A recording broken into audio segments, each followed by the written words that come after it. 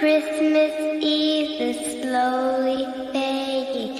Can you hear him in the night?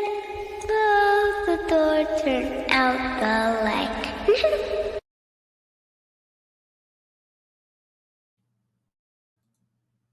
Hello.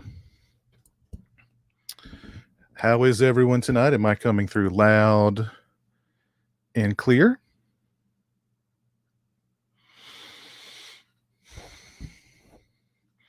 Hope everybody out there is doing well and having a very nice Wednesday night. I don't hear any echoing or anything like that. So I think we're good. All right, loud and clear. Check, check. Okay. Excellent. Excellent. How is everybody? Excited for Eric? Well, you may not. You may not want to be excited for Eric if he's in a punish mood. You never know. So we'll just have to wait and see what kind of mood he's in. He may be in a punishing kind of mood. But let's see who's with me so far tonight. We've got Brian Trash, Joe Reese, Eternal Horror, Al Suspiria, Crystal Lake Counselor Chris. What's up? We got Christian Hanna. We've got Jeff Overing. Hey, Susan, how are you? Steak Sauce, Robert Long, The Daily Ghost, Past 12 Midnight, Horror Maya. My buddy Nico's here. Nico, how's it going, buddy? Eric, what's up, Eric Perry? How are you? There's Jill. Hello. Captain Halloween, what's up? Zombie 7979, Joe Bob, Craig Thompson, how's it going? Big Crack Rock, what's up? DJ. Well, without further ado, let's bring in good friend of mine. You all know him. You all love him. And some of you should fear him if you're naughty, because tonight we will be deciding who's naughty and who's nice. The Eric Freeman. Let's see. Eric, you are muted, it says.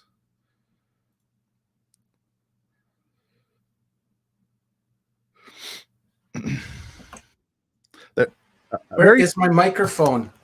There you are, sir. Please. You were.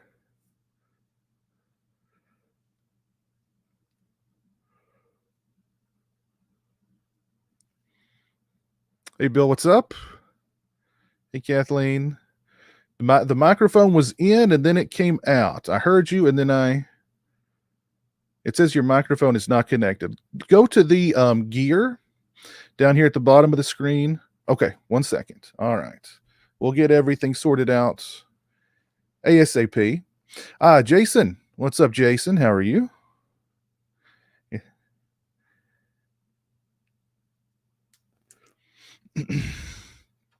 Eternal Horror. Eric will be back shortly. Just having some technical issues. It happens.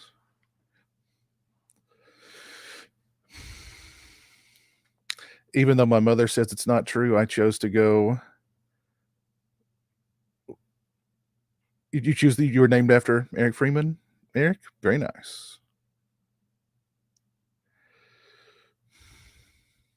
We need to get Eric. We need Eric to get a Christmas tree cake on air. I don't think Eric would touch those. They're not they're not healthy. They're not healthy. I know. I've eaten way too many of them over the past 2 or 3 weeks.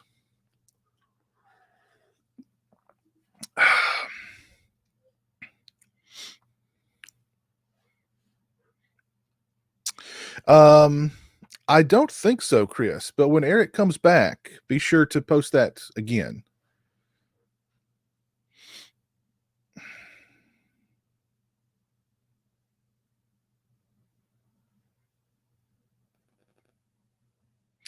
Piz is always naughty.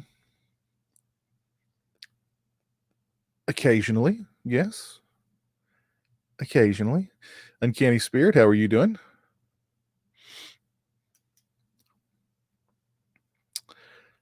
I've been eating a lot of ribs for the past month.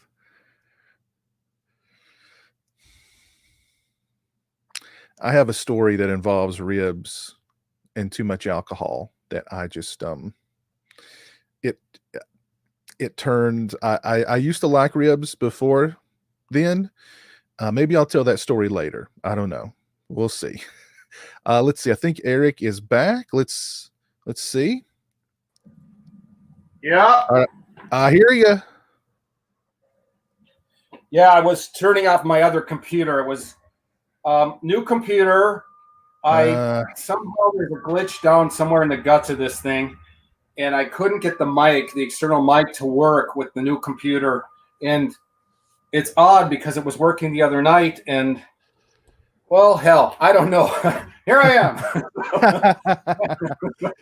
You're here. That's what matters, man. You're here. How's it going? Okay. I apologize for being late and tardy, but fuck, when is Caldwell ever on time? So I know. Well, look. I mean, you're a busy man. It's the holiday season. You're out there, slaying. I'm slaying. Slaying. Yes, exactly. This shit takes time. Yes, it's not as easy as it was when you were a young man, right? Exactly. There's aches and pains. I mean, shit, busted up now. So, it's hard. 30 years of killing people in the alley, it takes your toll. So that's true. That's true. Come on. I mean, there's only so much garbage you can take out. That's the truth. Somebody in the chat was mentioning wanting to get you to eat like a Christmas tree cake, and I said, Eric's not going to touch. Eric's got to stay in peak physical condition for all the slaying. You know what I mean? He can't be eating those Christmas tree cakes. Well, sugar would be good. little pickup, right? Little boost. Yeah. Boost. But yeah. No, I need to loosen my belt a little bit on the holidays, Maybe take a night off from slaying and just have a unite, Yeah. Yeah. So how's it going, man? What you been up to? Oh, well, today was, I'm busy this time of year, and I don't even know why. I mean, thank you, everyone, because, I mean, how am I busy 33 years later? I don't know. It's laughable. So, people want to talk to me sometimes, and then crickets after January. So I'll take it when I can get it. Yeah. Well, Santa, even the evil Santa has to have some time off. Usually, January, February is when he takes that time off, and then, start back with the naughty and nice list. So. Yeah, exactly. I make enemies, so I need to make the list. But I was thinking, we all need a little Caldwell. We need a Caldwell in our life to send out there to take care of this stuff. The evildoers. That's very, very true. I just posted a link to Eric's website in the on Facebook and on Twitch. So go over there, check out Eric's website, get all the listen. If you have somebody in your life who you truly love, okay, and you want to give them a gift that they can be buried with, let me show you something right here. Let me show you that right there. Hold on. Let me get close up on it. Bam. Eric Freeman garbage cans. No better gift for Christmas than this. This isn't a stocking stuffer. You put the stocking inside this. Okay? That's the stocking right there. But Eric also has 8x10s. He's got posters. He's got mugs. He's got all kinds of cool stuff. And if you get those orders in, because it's getting close to Christmas. So.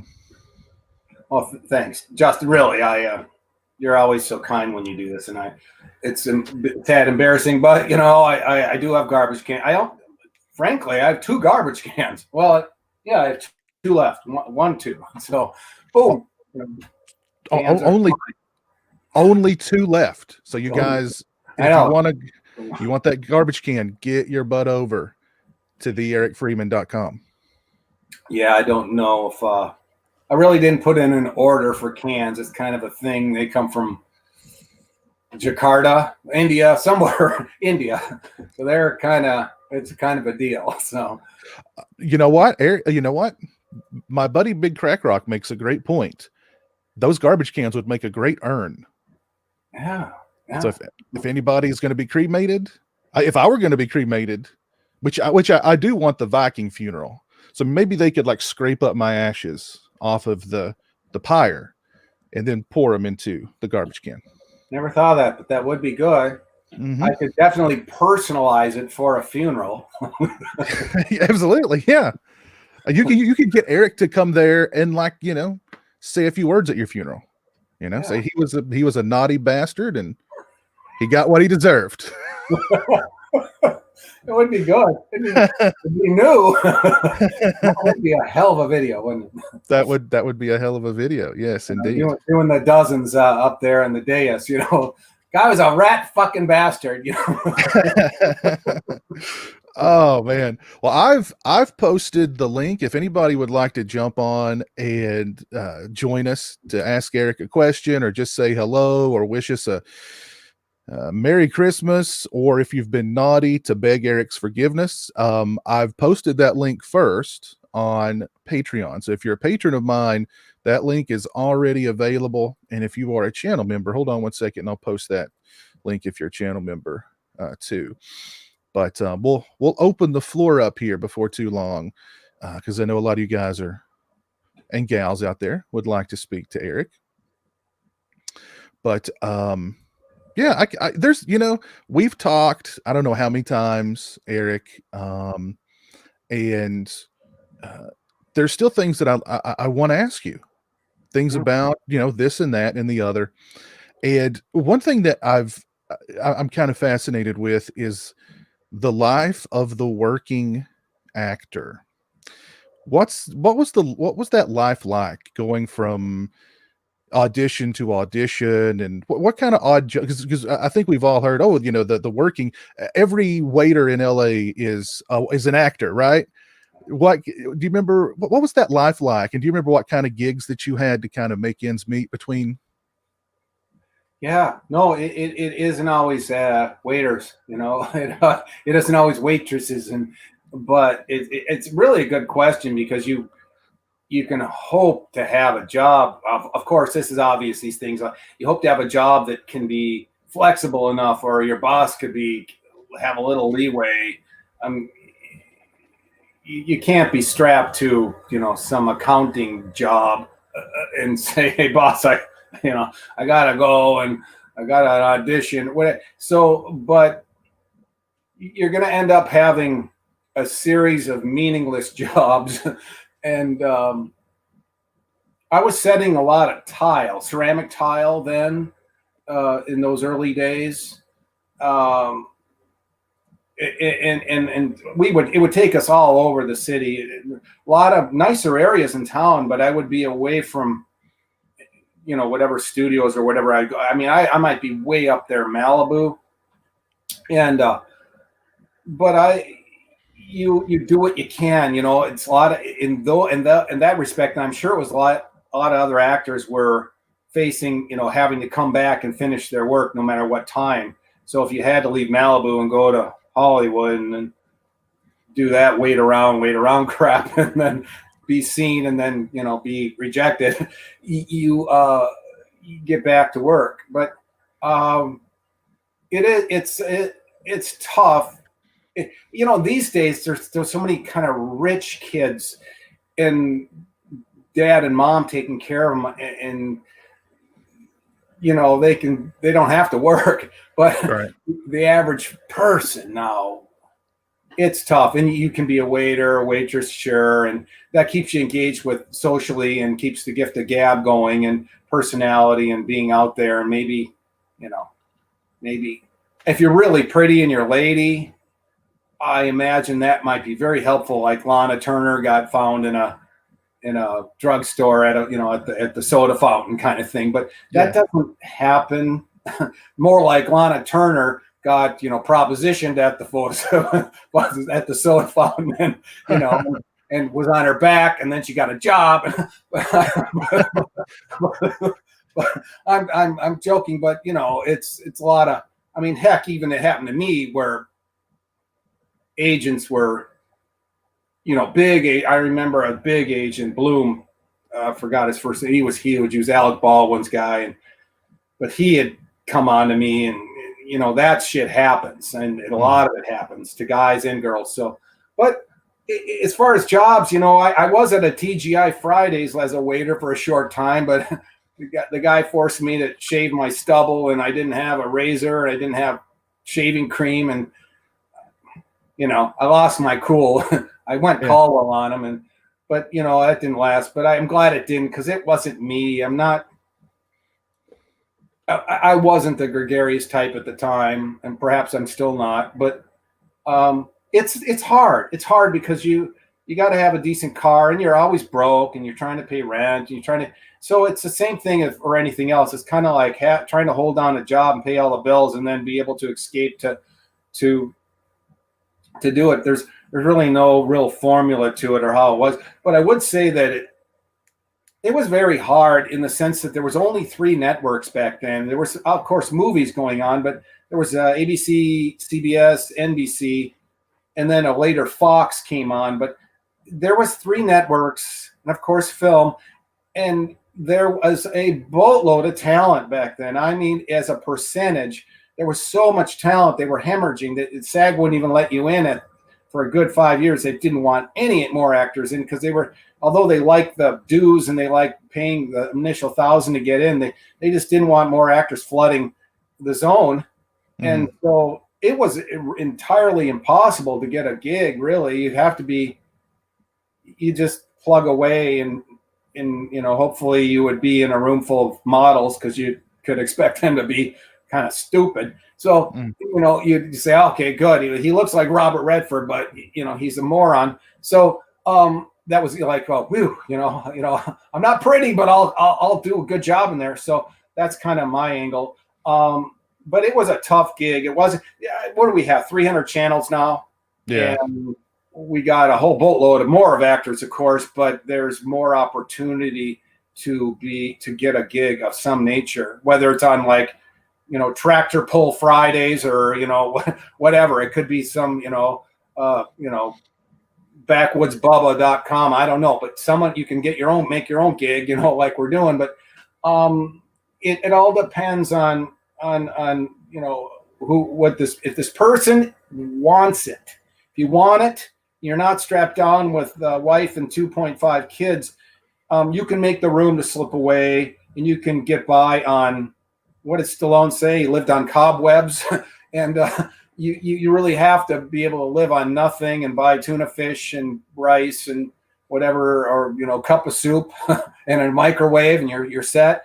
But I'm digressing. Other than to say it was tough. It was very tough, but I didn't think of it that way. I thought of it as like, well, I've got to see what I can do. I got to see what I can do and plug away. And when people around me are kind of falling to the waist, wanting to get out, I happened to me once like that. A guy a few years older I knew, and he was a real handsome guy, and he was just sick of the business of rejection. But he was almost asking me, hey, get out with me. Let's go have a life kind of thing. And his girlfriend looked at me, and she could see determination or something. She goes, you're wasting your time. He's not going anywhere.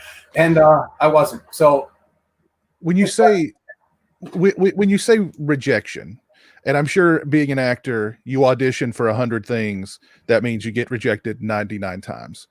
Did you just get used to it? Did you never take it personally? Because I think a lot of people don't deal well with rejection. So, I mean, did you just kind of let it, water off a duck's back, or what? Well, in a sentence, you have to, but you could make it to the next tier, like a callback, or they could tell you, it all depends on how you present yourself to the casting director. A lot of them were women, but if you were a decent person, she could see you had something there, but you weren't right. Say he's too tall, his eyes are brown, he's got brown hair, he's not, doesn't fit this family situation, or there's so many variables that some of these casting directors would be very kind and they would say, thank you.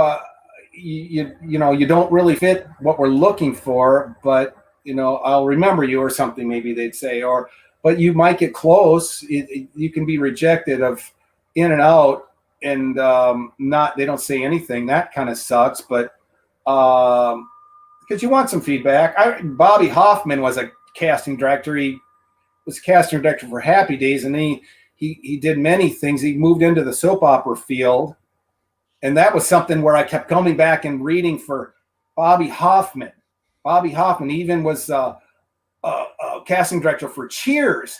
And I kept coming back. I saw him, the last time I saw Bobby Hoffman was for Cheers, and it was for Woody, the Woody character. Oh, wow. And clearly I didn't make it, and I didn't belong making it. But every time Bobby would say to me, "You're almost there, kid," or that you're almost good enough, And I was thinking, and I finally at that Cheers one, I said, "Bobby, you say this every time to me." I said, "I've seen you half a dozen times. I'm almost right. I'm almost there. I'm almost this." I said, when Anson Williams came in front of you, when Donnie Most came in front of you, and I was really kind of pissed, and I just said, "Were they ready? Because I saw them on television. They didn't look ready after 5 years of Happy Days."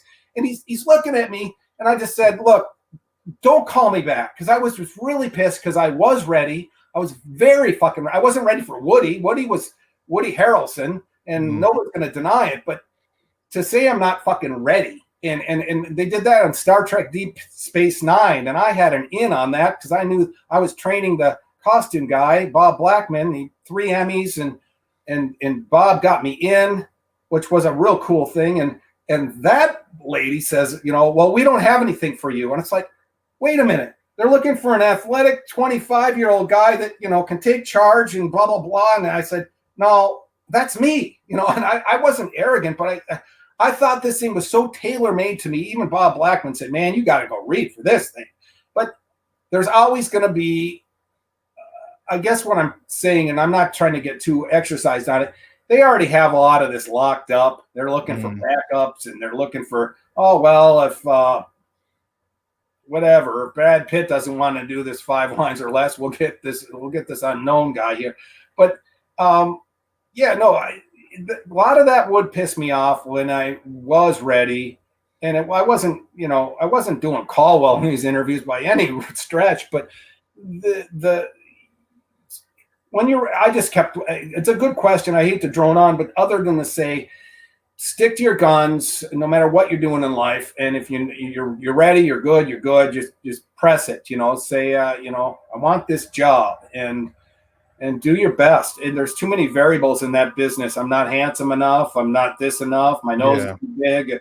Eyes are brown. It should be blue-eyed blonde. So rejection, you have to have skin of a rhinoceros, yet you have to have very thin skin and be very emotional. It's hard for these two things. It's better to be on the emotional side, but then you get crushed on these kinds of rejections. But how do you balance the two extremes of, you got to be able to let it slough off your back, but yet you have to lay it out there for them in an audition or whatever it takes. Because they're usually going to pick in an audition, Justin, as you know this, they're going to pick the part of the script that is the most emotion, it's the most demanding for the actor. Absolutely. It's not going to be some throwaway thing. It's going to be substance. And that would require whatever you can dig up and dredge up for the event. But I don't want to give it to me anyhow. I had that happen where they called me because I knew knew the director, and it's like, no, let me come in, because that you're you're busting the balls of the casting director in the sense that you're going around him or her, and they don't like it. They have power, and to do that is that's a mistake, and you don't do that. You work with them because they're going to be around, and they'll come back and bite you in the balls big time.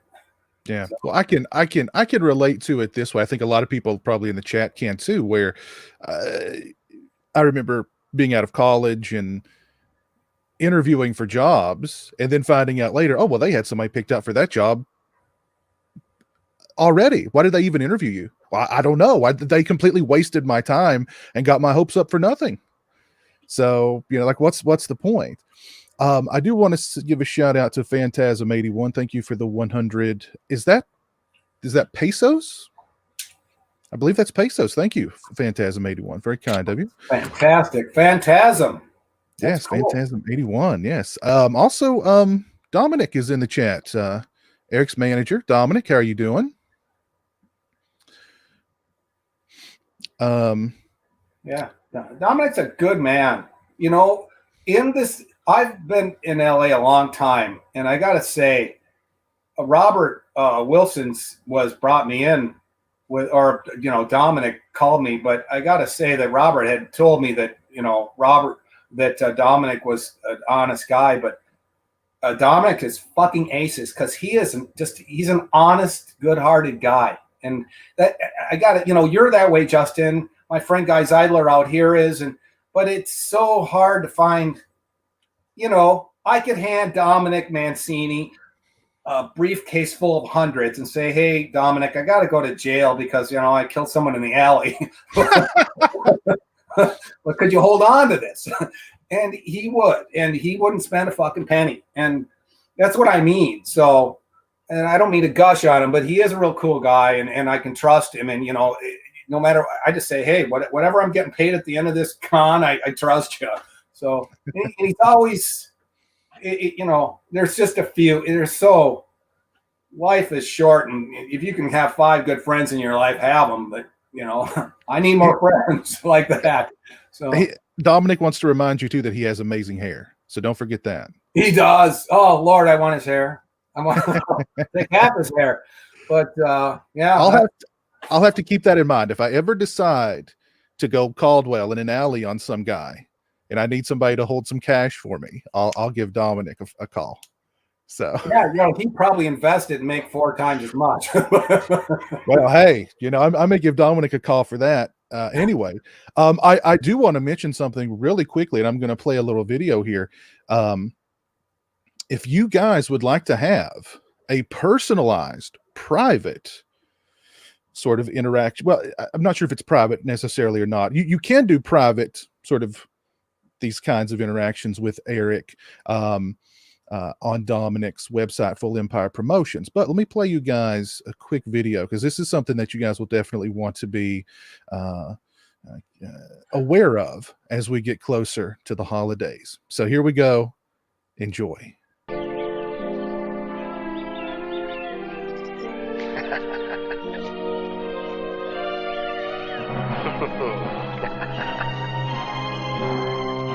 Hey, Eric Freeman here. I'm going to be doing a digital fan event on December 20th. We're going to go online with a Q&A at 4 p.m. Eastern Standard Time.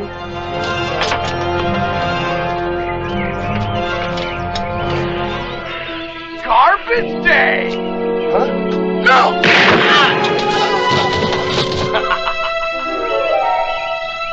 So what I want you to do if you're interested is go to fullempirepromotions.com.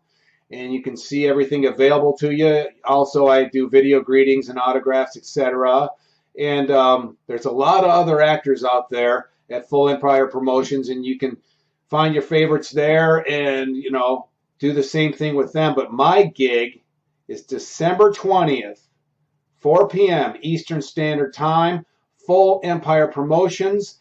You do the Q&A with me, and you get a video memento of it. And so if you want Caldwell in your life, and hell, who doesn't want Caldwell in their life? We all want some Caldwell. Show up December 20th, 4 p.m. Eastern Standard Time, fullempirepromotions.com. I'll see you there.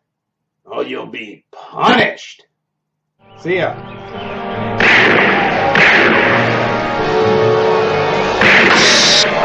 Bingo!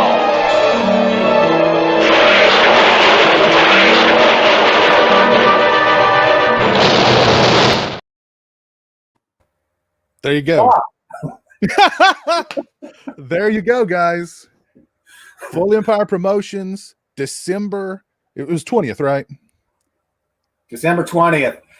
That was uncalled for. I must say, though, I was thinking of that red Chevette today in that scene and how close it got to that stunt Spiro Razzoto's. And the one take shot and it rolls just perfect and lands up back on its wheels. And of course it blows up because, they always blow up. But yeah, that was a hell of a stunt. We stopped the garbage day business right after that silly garbage day with that maniac kid, whatever, who that guy was doing that. Then we went right into that Chevette thing because we needed the light, and then we finished the garbage day, maniacal craziness. So, but it was weird. I should have thought of that today, and that was one hell of a stunt for first time stunt guy, and just missed him by inches. And anyhow, yeah, that was you talk about balls of steel. It literally inches away from hitting it. He just kind of very effortlessly steps aside, a second away from being completely obliterated by that Chevette. And as we all know, that's a Chevette for you. Those things just blow up all the time. You know what I mean? So that's why they got recalled. So that's why you don't see Chevettes on the road anymore. That's why. Oh, geez. Somebody in the chat earlier mentioned Robert Brian Wilson, and if you guys are friends, you guys are pretty close, right? Yeah, he's just a gent. He's a gentleman, the right nicest guy in the world, and he kind of showed me the ropes at some smaller convention local in Burbank, and because I didn't know shit from Shino Wood. It's like, what do I do? And he said, okay. He goes, I don't really like this part, but you got to collect the money and sign the autograph.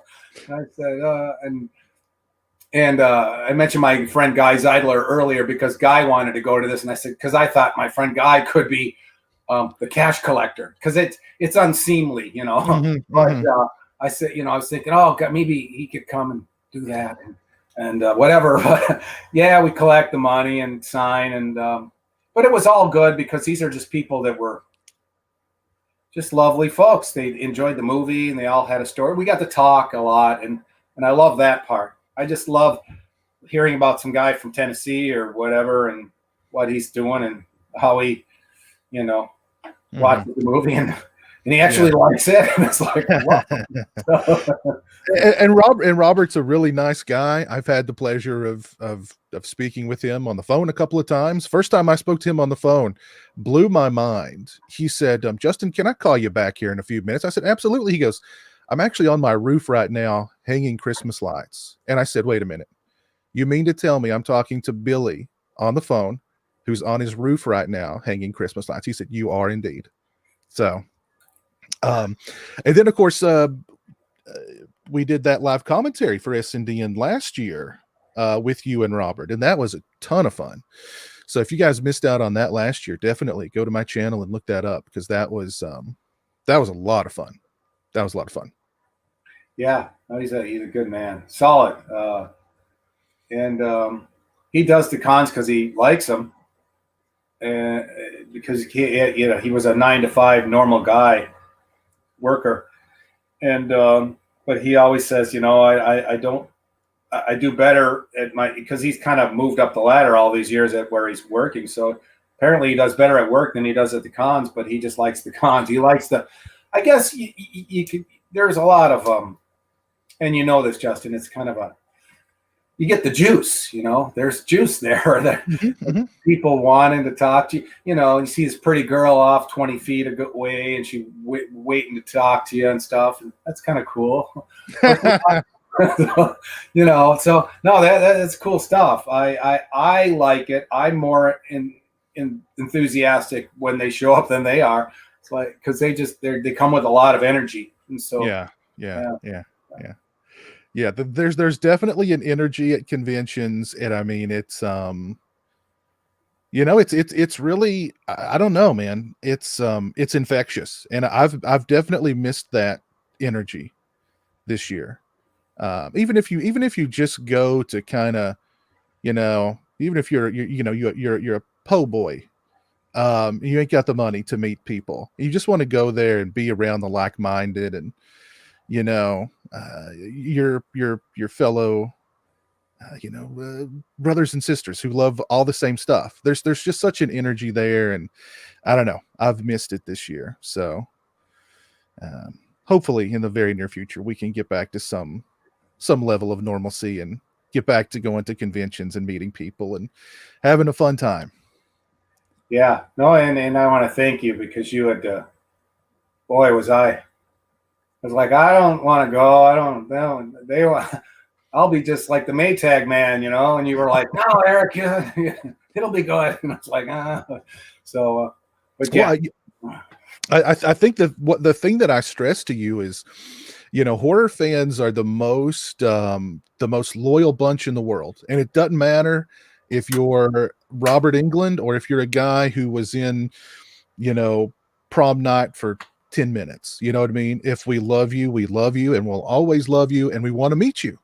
So, I mean, if I recall correctly, I think I told you, when people, ask where they're from, ask how far they came to see you. And those are real fans. You're going to meet your real fans at these kind of things.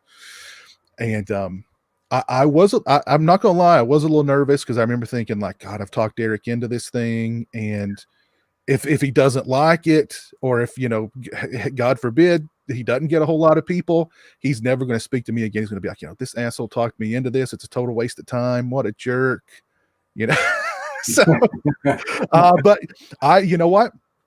Every time I looked over at your table that weekend in Columbus, Ohio, it was Columbus or Cincinnati? I think it was Columbus. Columbus. It was Columbus. Every time I looked over at your table, you had a big long line. So I mean, I was very happy, very happy. No, thank you. Who would know? I mean, but I figure, you pull me out of mothballs, so someone's going to show up. So, no, it's all great. It's all good. I like it. The part, getting there, flying, and all that. That's not. I don't like it. But I couldn't imagine doing that now with the masks and the craziness and the people. I mean, everyone will go call on your ass if you pulled your mask down. So, yeah, I don't know about that. Plane flights are hard enough, but add in that business. Mm-hmm. But we'll see. Who knows? Vaccines and all that good stuff, and we'll get past this, and hopefully we'll get past it. I don't want to see people in their masks in their car with their windows rolled up. I mean, fuck. Yeah. Has anybody in the chat had an opportunity to meet Eric at a convention? I see some people. My buddy Christian says, Eric, come back to Texas Frightmare when they do the next one. Let's see. Somebody said something about Monster Mania, Cherry Hills, New Jersey. I believe as of right now, Eric is booked for the New Jersey Horror Con up there in Atlantic City in March. Hopefully things will go well, because that one's been postponed at least twice, but I think they've set it for March. So oh God, I could just imagine that being canceled. Maybe yesterday. I don't know. I don't want to say that, but God, we're just not making much headway. Maybe March. I'll hope for it.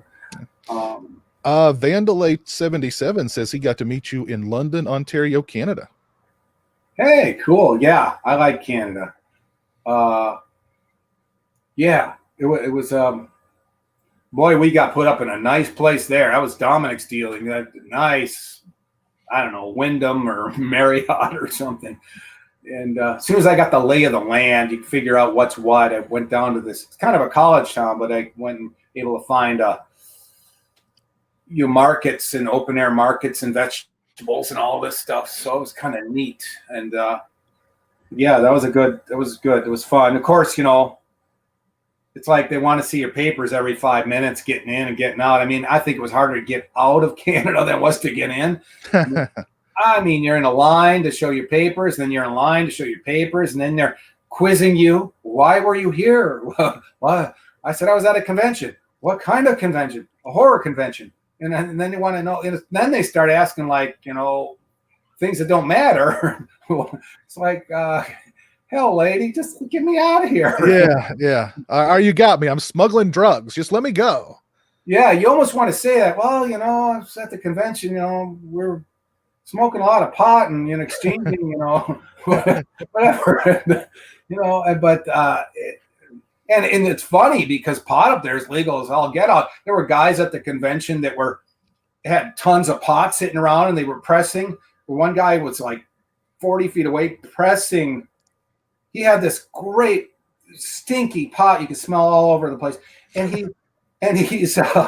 he's pressing it in like a hydraulic press to squeeze the essence out of it. It was like getting I don't know what oils or tars out of it, but he would put like some sort of paper down that could handle the heat and paper up above, and he would put a bunch of pot there and smash it, 6,000 pounds of pressure, and all this would come oozing out into like a little holding cup. And he was giving me all this stuff, and he's giving me like the dregs, the stuff he was just pressing, and it was a big bucket of that. And he says, well, of course you can't leave the country with it. And I remember giving Robert Wilson all this stuff. It's like, and giving it in the taxi person was Canadian. I said, here's all my Canadian money, and here's all this pot. And, you know, it was funny. It really was. And she was this beautiful bodybuilding woman. She just was loaded with muscles and big everything. And, you know, I'm just, here's all my money and whatever. And she was just tickled, but it was, because I don't really partake in it, but the guy was just handing me, I forgot his hippie something hippie.com, but yeah, he was a hippie, and he had a great little business of selling CBD from but not CBD domestic. He imported this. He said, this is the stuff. It was I don't want to, not Norway. It was whatever, Denmark or something in the den of it, and you know where they've been doing it for years. And he imported this CBD, and he had all this. I mean, it was THC, everything. It was pot, everything. It was everything to do with pot. And but yeah, I don't know why he got off on that, other than to say that guy, you know, he was pickled in pot. And That's one thing. I don't know if I miss it or not, but that's one thing that's very synonymous with conventions too. If you stay there on site, is getting, when you open the elevator door to go on your floor to go to your room, is just that the skunk hits you in the face. Just, you just get like a contact buzz immediately. It's like, I'm such a square. I remember I was like, it stinks so bad. Does that mean it's better if it stinks, or does that mean it's like really bad? And like, no, that means it's good. I was like, oh God, how can they stand that smell? But that's one thing I do miss about conventions, especially if you stay there, you know, in the hotel. And I remember you were booked in a room on a certain wing. It was like where all the grips and behind the scenes, the guy that builds the whole convention. It was like the workers had their own floor, their own section, and you were booked over there with your lady. And I went over to see you. We had pizza, and I mean, Jesus, I got off the elevator. I got hit by a plume, and it was, the whole hallway was just, it was a haze, you know, like 60 film. And I just like, holy shit. They were just, after hours, these guys, I mean, it was just, the party was spilling out in the hallways and in the elevator and the lobbies. It was just nuts over there. And you remember that. It was just like, you couldn't shut your door from it, you know. Yeah. Pour in under the under the transom, you know. Had to stuff a towel under the door. Let's see. Lopke Vision Films, thank you for the $5 super chat. He says, I live in Arizona, and every year they have a horror convention called Mad Monster, and the horror fans would love to see you there one year. Yes, Mad Monster Party. They Arizona and North Carolina, just about every year they have a con. Cool. Mad Monster, Arizona. Let's see. Thank you, Nico, for the $10 super chat. Oh, what a night hanging with Piz, the Freeman, and fans. Thank you, Nico. Very kind of you, sir. That is nice. We got people saying, "Bring Eric here, bring Eric there." So we've got Dominic having to work in the chat. He thought he was just going to come here and hang out, and everybody's like, bring Eric here, bring Eric there. So he's got some work on his hands. Yeah, he's taking notes. It's like, yeah. Yeah, that'd be nice. Somebody mentioned in the chat a really interesting question early on. Did you audition for any, like, big movies or any? I mean, you mentioned, of course, Cheers and the Woody Harrelson part, which would have been really big. Do you remember auditioning for any, like, any big films and maybe getting, callbacks and anything like that? Do you or other big television shows? Yeah, there was some other stuff there. You remember when Tom Selleck got that Friends gig with Courtney Cox? He was like the boyfriend of Courtney Cox. Yeah. I was up. I read for that. A lot of us did. Probably all of Hollywood read for that. But those were the days that he, I think, had a show on the same, his Magnum PI, or it just ended, but they always loved those big stars, and he was he was big, he was huge, he was Tom Selleck, and, but yeah, I auditioned for that. There's a lot of stuff I auditioned for, but I always felt that I was just, they'd put you in the closet, in case of emergency, break the glass and pull out that nobody. But I remember talking to before. It was there was a movie and I was all wrong for it, but I wouldn't have been really wrong for it. I just was wrong for it because I didn't look like. Remember, Jared Leto did a movie, Prefontaine. 10 years earlier, they were trying to get that thing made 10 years earlier, and it was the big push on this and I remember I auditioned. That was one of my best auditions ever. It was a little bit different script, but it was about being caught in the rain and coming in and having a very emotional scene with someone. And so I just remembered everything about being outside in the rain when I came in, and I gave kind of indications I was wet, but I just delivered. And that was one of the times where she called the cast director called the agent and said, wow. And but he's all wrong. And so my agent calls me and says, wow, but you're all wrong. But that was nice. But it was nice to see it be made with such a good actor, and he did so. He looked just perfect for it. He was just perfect for it, and handsome and blonde and thin and runner body. But as I mentioned maybe once, my agent said, "Don't work out, don't work out, don't work out." Look small. But I got real close. I got up there. I got to a point on that where, but it wasn't going to work for many reasons, and I'm glad it didn't, because I wasn't right. It's like the Woody Harrelson thing; it just wasn't right. But I was glad to be there. Well, now I can see you in that bar with a towel over your shoulder, throwing beers to what was the mailman and the other dude. Actually, the one guy I think is a client of Dominic's. I don't know. I used to like watching Cheers. I don't think I understood, like, it's a bar and they're all drinking alcohol. I was just like, they're drinking funny looking soda, but I was just a little kid. But I can see you there with the towel over your shoulder, and you know what I mean? George Wendt. Yes, George Wendt. Yeah. I forgot Cliff Clavin, but yeah, and I think George Wendt's Dominic's man. And but yeah, what a good show. And it deserved to have that idiot Woody. He was perfect. And all that was it was a good show. I'm glad it took off. that was a real cool. That was touch and go. That show had bad ratings in the first season, but they stuck with it, which they would never do today. They would have canned that thing. It would have done its. They would have given it 6 episodes and given it the gate.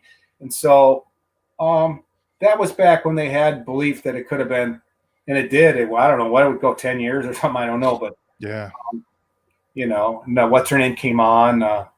Kirstie Alley. Kirstie Alley, and that was a big improvement from the Blondie. Yeah, I don't remember her. I don't remember her at all. Her name at least. Shelley Long. Yeah. But anyhow, I was glad to be on this, and I wasn't right for a lot of the things I was up for, but it was a lot of the stuff was, I had a little career, little tiny small stuff, but you said you did a lot of extra stuff and a lot of featured extra stuff. I know you said you mentioned you worked on Moonlighting. Any funny stories from Moonlighting? Any run-ins with Bruno? It was good. 20th Century Fox. I loved it. Big time studio, and they call you in, and extra work was really we were nothing in the sense of it was like $35 a day, but when it's nothing money, and but it was cool getting on that big set and being there. It's nice, and then. But I would watch Sybil Shepherd, who was a real pro, and then Bruce Willis, of course, was on the show, and he was, he started his career kind of being a clown, a funny guy, but he was very good on the show, but he was so opposite of Sybil Shepherd in the sense that the scuttlebutt on the show with me just kind of asking the questions of the crew is she hated him. She hated Bruce Willis. Because he was a clown. And the thing was, I would watch Bruce Willis like cracking wise and making jokes like after a scene or during a scene or when a scene goes bad. But he would be busting the crew up quite a bit. And she hated it. And I could understand. She was good because she was funny and her timing was impeccable. And it was her show. And I could understand her not liking it. She was really like, she probably thinking, what is this clown? But he was a good reason why that show was a success. He was an up-and-coming star, and she already was one, a movie star and everything else. And so I could see her not liking him at all. But she was really kind to me. But I used to watch her she would know exactly where the pencil is in her hand and what scene they're doing, exactly where she was on standing or sitting or whatever, and then they would break for lunch, but she would get right back there within a millimeter of where she needed to be, and exactly like she just never left. And these things, you see this. I mean, as an extra paying $35 a day, normally these guys are all like waiting in a room watching TV or commiserating at how horrible it all is. And I was like on the set. I was fascinated, Justin, to say the least. I was fascinated because it was your normal like Panavision, they're shooting celluloid and setting up, and Sybil Shepherd, just to get back on that again, I was there on one day and it was pouring rain all day, all night, and there was a lady outside waiting for Sybil Shepherd's autograph. And I mean, she waited. I mean, all day she waited. It's like past midnight, and they're not done yet. And I remember the assistant walking up to her and saying, "Sybil, the lady's still outside and waiting." And she goes, "In the rain?" And she goes, "Yeah, she's still." And she goes, "Well, does she seem okay?" And the assistant, "Yeah." And then she says, "Well, why don't you bring her in and dry her off? Just have her sit in the corner, and I'll get to it." And nobody would even have thought of that as an actor. They would have never have thought for the other person.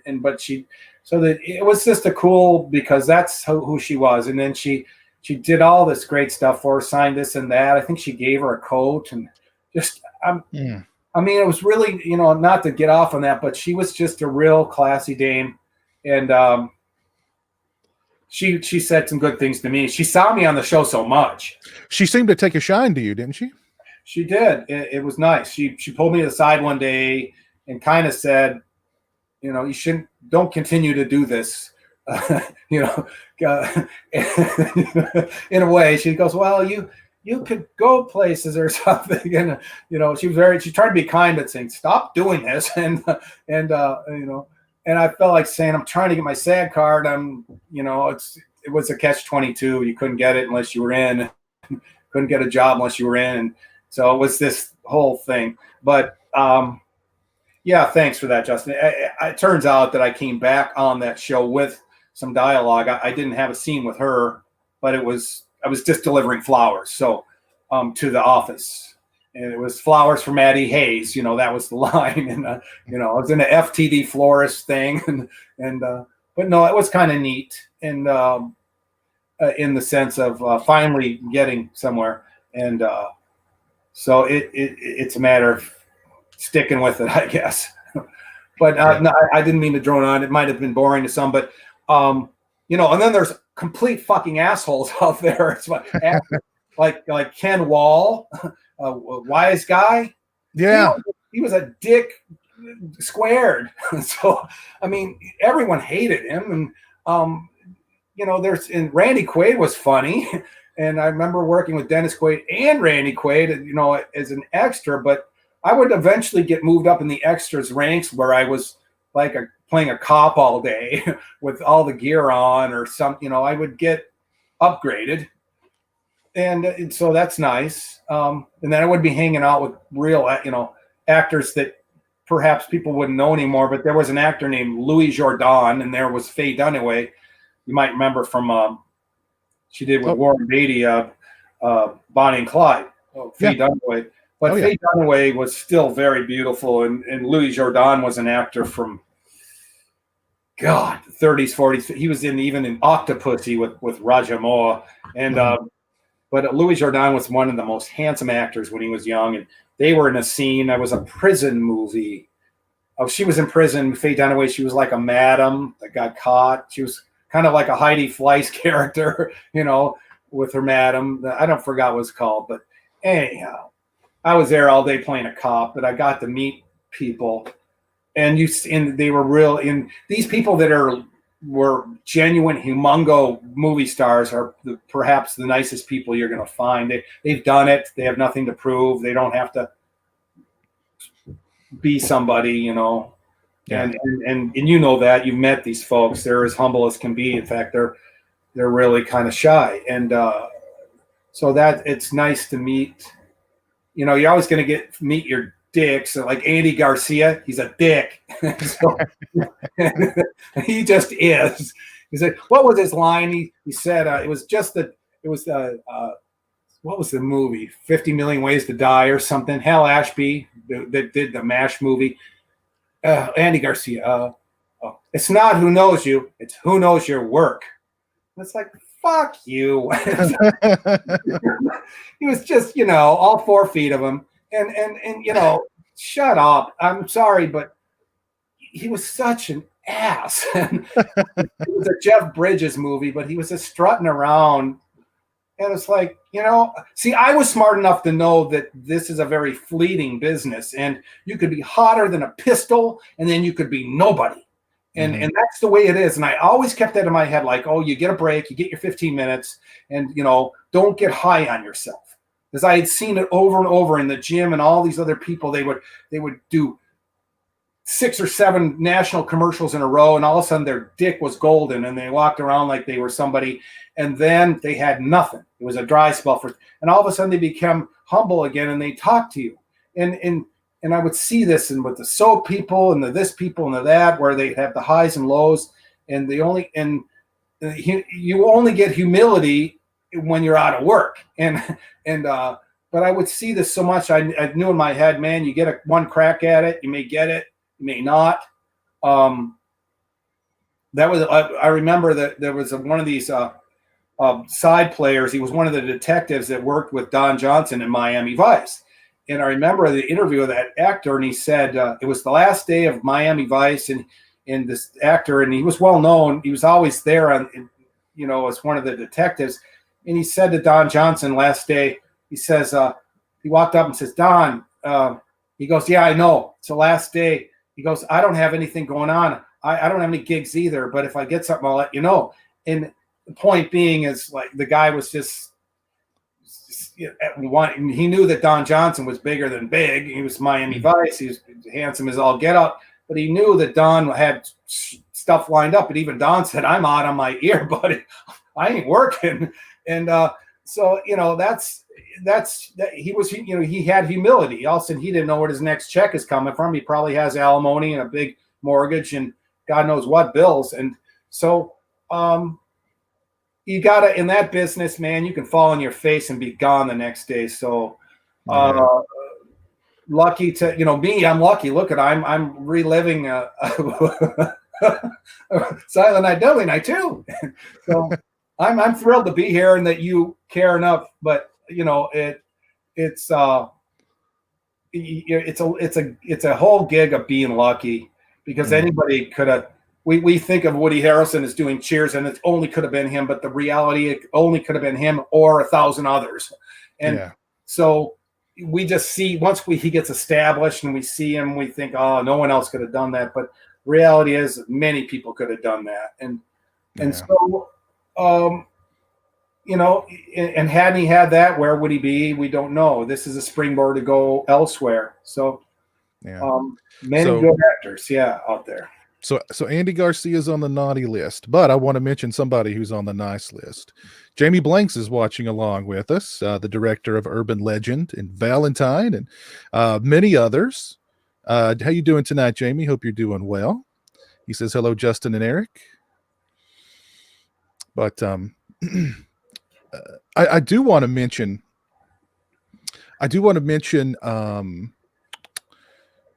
we have somebody in the green room right now, and if you would like to jump on and say hello to Eric, or ask him a question, or wish us a happy holidays, if you are a patron or a channel member, I've already posted that link in the on my Patreon, and if you're a channel member, so that link is available. I will make it open to everyone here soon. Jamie says he's a big fan of Eric's. Oh, that's nice.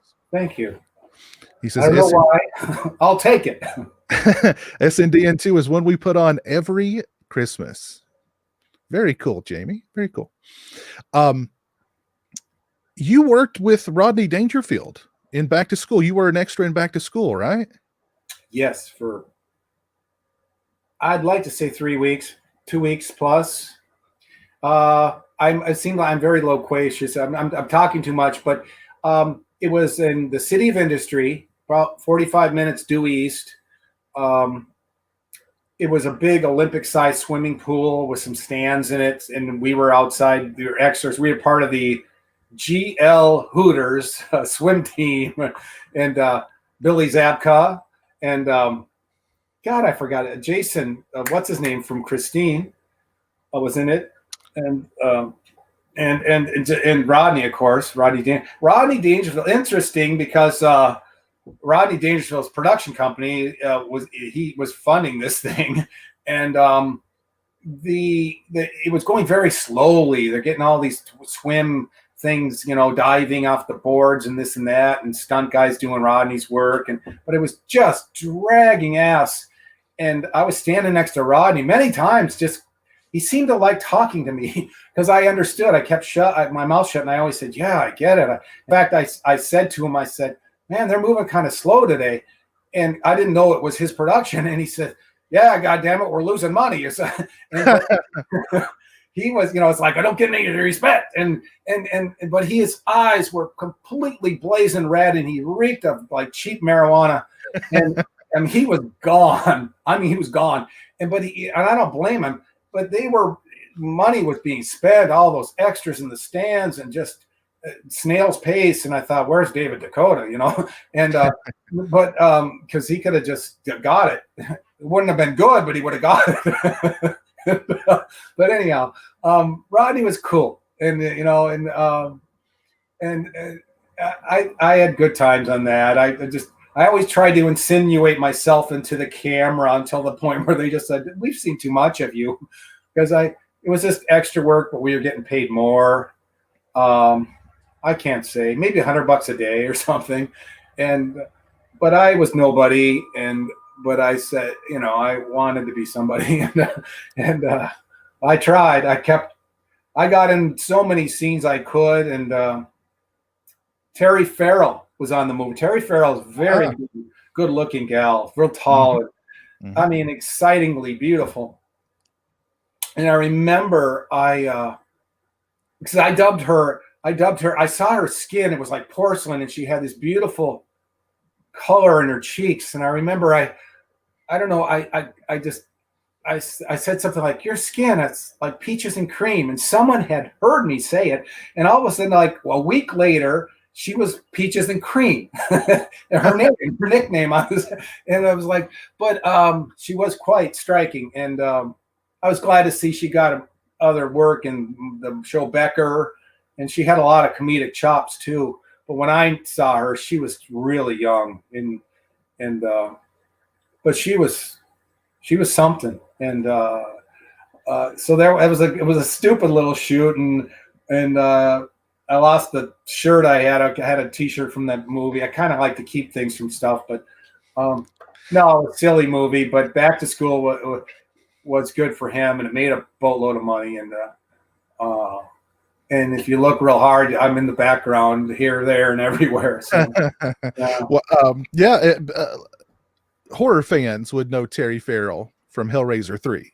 Yeah. So she's the tall, pretty woman, the lead in Hellraiser 3. And that's what Dominic says. You'd like to take her trash out. Is that right? Yeah. Somebody in the chat earlier mentioned Elizabeth Caitlin and how gorgeous she was in Silent Night, Deadly Night 2. And of course, you got very, very close with her while making that film. Yeah. Look, I'm not like a horn dog with these ladies at all or anything like that. But yeah, Liz was a real intriguing girl because she wasn't at all high on herself as girls can be out here, and she was entirely different. You would expect her to be from the Midwest or something, but she drove this old, I want to say like an old 4-door Cutlass. I mean, what I used to grow up calling a $50 car. I mean, shit brown, old Cutlass, banged up, just a nothing car. And she had a T-shirt and jeans on when she left, and I was just intrigued by her, but she was very nice and a good person, and just I could see she was just a real class act. And we had our little thing, and the love scene was, short on love, but it was what it was. But no, she I can say for anyone that would want to know, she was just absolutely genuine, and a real looker, real pretty. Oh yeah, yeah. I didn't mind that at all. So, and that was someone that worked with Lee Harry. She wasn't. I know she was an aspiring actress, and I thought I had heard she had done a ton of work. And they said she's a movie star or something. I heard. I thought, she's done a ton of work, and she's a movie star. Turned out that was her very first thing, from what I heard. But she worked for Lee part time at the post-production house called Les Jean Studios, where Lee and Joe worked, and where they hatched up the idea of additional footage for SNDN2. But Lee asked her if she wanted to do it, and she said yeah, and she did a good job. And of course, I was somewhere else. So you were right where you needed to be, Eric. Don't you? Whatever. I'm good. I'm going to bring on my buddy Stone. Stone, how you doing, man? I'm doing great. How are you both of you doing? I'm doing great. Mm-hmm. Eric's being the man. So yeah, he's being the man. Hey, I have to get back to work here in a minute, but I just want to ask Eric real quick, since you are the star of a Christmas movie. What are your 2 favorite Christmas movies and why? Well, you're asking the wrong guy, but well, I mean, look, I'm going to go with Jay. Jay's a regular on Piz's show, and I do like Die Hard. I do. I know some might say it's not a Christmas movie, but whatever. But I like Die Hard. Don't tell Bruce Willis that. And it's always good, you know. I gotta say that thing holds up. Good writing, good acting, good everything. It holds up. It's still a good, enjoyable movie, and so I'd say that's one. But Stone, I don't know any other. I mean, you guys, look, this is your world. You know, 50,000 Christmas movies, and I'm going to be, you know, with my thumb up my ass trying to come up with a second one. So I don't know. I'm going to pass. Only someone might remind me of some, but what about what about A Christmas Story? What about Scrooged with Bill Murray? What about Lethal Weapon? Lethal Weapon. Of course, I never likened up. What's his name? It was Mel Gibson's partner, Danny Glover. Danny Glover. He never had enough oomph for me. He was kind of blah. He was so blah. I mean, I know he's a good. He was just so. I mean, I don't know. I'm sorry. And what's his name? Pesci. I'm sorry. I know he's good and people love him, but God, he's like an irritant. He's like Gilbert Gottfried. I'm sorry. Just less Pesci, the better. So. Believe me, Eric, I got tired after the 50th time he used the F-bomb in Goodfellas. So believe me, I know exactly where you're coming from. No, don't get me wrong. He's a huge talent. And so Danny Glover's done some big movies, and he's a big movie star. But I wish he just had a little more, I don't know, a little more. He was very bland, I guess I'm saying. But don't get me wrong, I'm nobody to say it. But I don't know what my second movie would be, but it wouldn't be Lethal Weapon. That's good movie. But you know, I didn't want to see no part two for Lethal Weapon. It didn't hold up enough to do another one. So, well, before I go, let me recommend one Christmas movie for you this year. It's a film called Dennis Leary and Kevin Spacey. It's called The Ref. There's one that you can check out. The Ref. I've heard of it. Yeah. It's Dennis Leary plays a cat burglar, and he gets stuck with the most squabbling couple imaginable on Christmas Eve. And even though he has a gun, he won't shut him up. It's classic. But anyway, I got to get back to work. You both have a great evening. Keep kicking ass, Eric. Thank you. See you, Stone. Take care, buddy. It's my buddy Stone. Very nice to see Stone here. We've had a couple of people in the chat ask about. They must be familiar with your channel because they want to know about guitars and guitar playing and all that good stuff. So, so how did you get into the guitar? Who inspired you to want to pick it up? Oh, we'd have to go back some years, but I will try to be brief, and that's nearly impossible. But when I go way back, I was 14, and I was I didn't. My mom, my dad was long gone. My mom had literally driven away, but I was on my own. And but what? Not to give you that, other than to say, I started selling a lot of pot, and I was dealing pot. I guess I was selling ounces of pot, crappy pot by any standard today. But the point is, I was doing that to rent my own house and you know, do all this and that.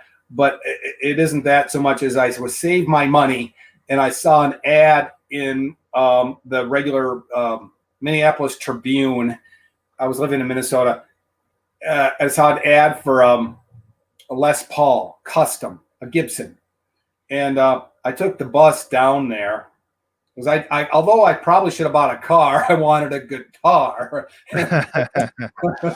So I took the bus down to Minneapolis and found this house, and I went down in this guy's basement in Minneapolis, and some people had basements, and he had a humongous one.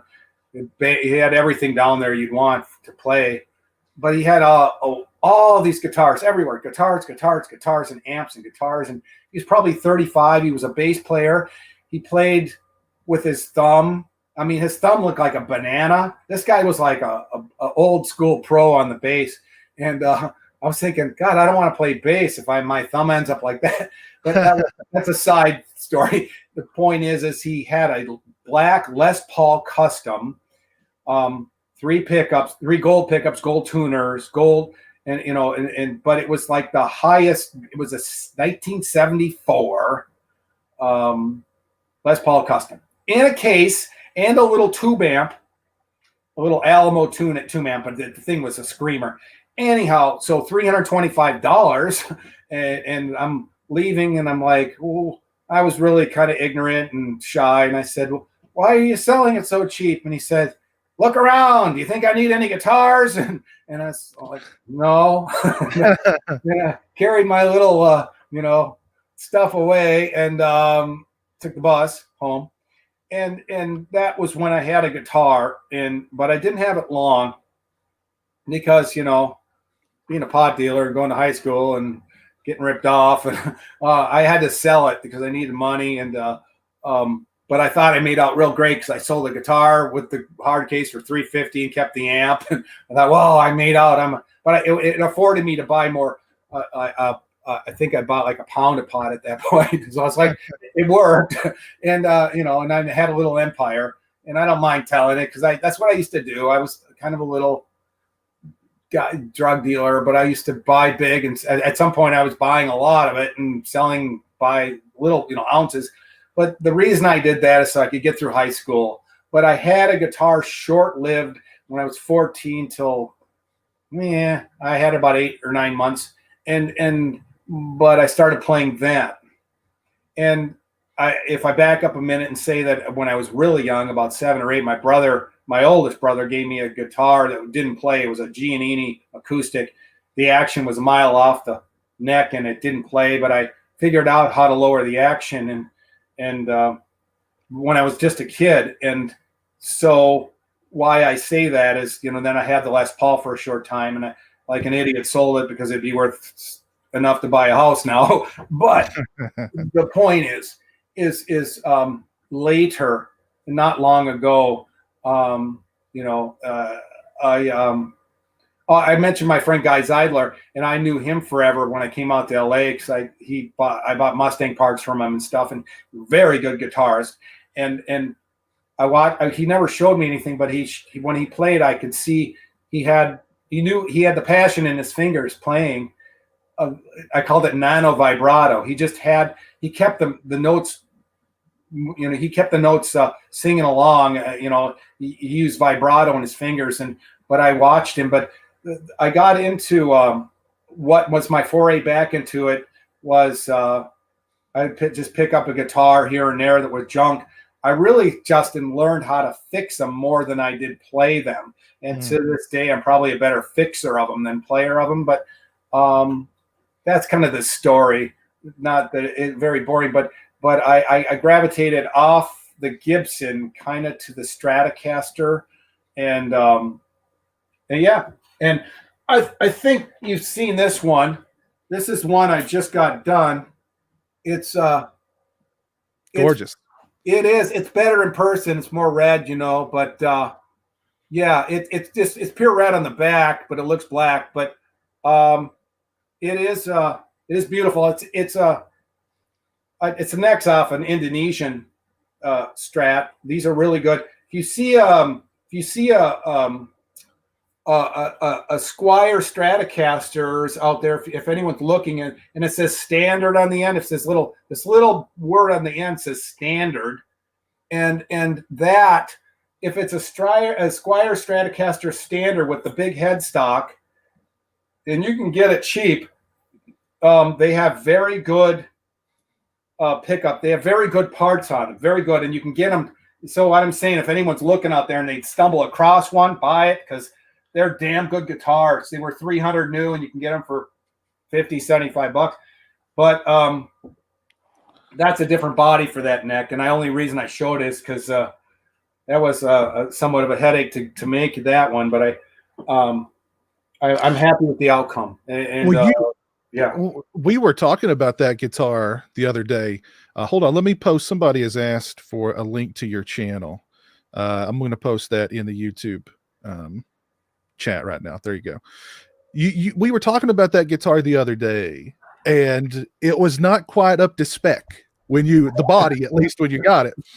No. But what I think is fascinating, and what I think is fascinating about you, Eric, is you know what? I would have taken that body and smashed it against the wall, or I would have sent it back, or I would have been, you sat down and you modified that body. Was completely whack. There's no way you could have made that work without some serious modifications, and you modified it. And a lot of people would not do that. You did some really crazy modifications to get that thing to work. And what a lot of people may not know about you is that you're incredibly handy, and not just with guitars, because you've worked on a lot of guitars.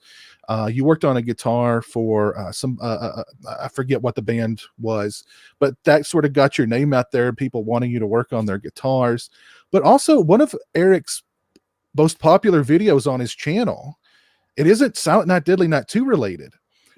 It's a video of him walking you through how to fix a washer motor. It's got like 14,000 views already on it. And that's just something, how did you, my stepfather was incredibly handy with his hands, and he was a great mechanic. He could sit in the back of your car and just ride down the road with you and go, that's off. You need this fixed. That's bad. And I never tried to pick his brain. And now that he's gone, I'm like, God, why didn't I ask him about some of this stuff? Because I'm the kind of guy who if something's broke, I got to call somebody and come and fix it. How did you get in there? Was it just, you were like, okay, so there's a problem, I'm going to figure it out. And you did. No. Thank you. You're kind. I'd say the basis of all of it is being poor, and fix it or it ain't getting fixed. So, and there's many millions of people out there like that. And also, it's not that I'm a cheapskate or anything like that. It's just that when something can be fixed, and it's do I want to call a guy to put in a garbage disposal when I know they're $79 and he's going to kill me on that? And, and can I learn how to put it in? A lot of times I go into projects not knowing a damn thing about where I'm starting. That the washing machine thing was a quandary, because I know dryers all right, and that's only because I had to learn them. But it is a funny thing that I come into projects not knowing a damn thing on them. I'm dumb as a rock, but and YouTube's helpful now, of course. Before I would have, been using a multi-tester trying to, what's wrong, but you can YouTube a lot of your problems, and that's what I got this washer figured out, and I had the motor still sitting on the counter.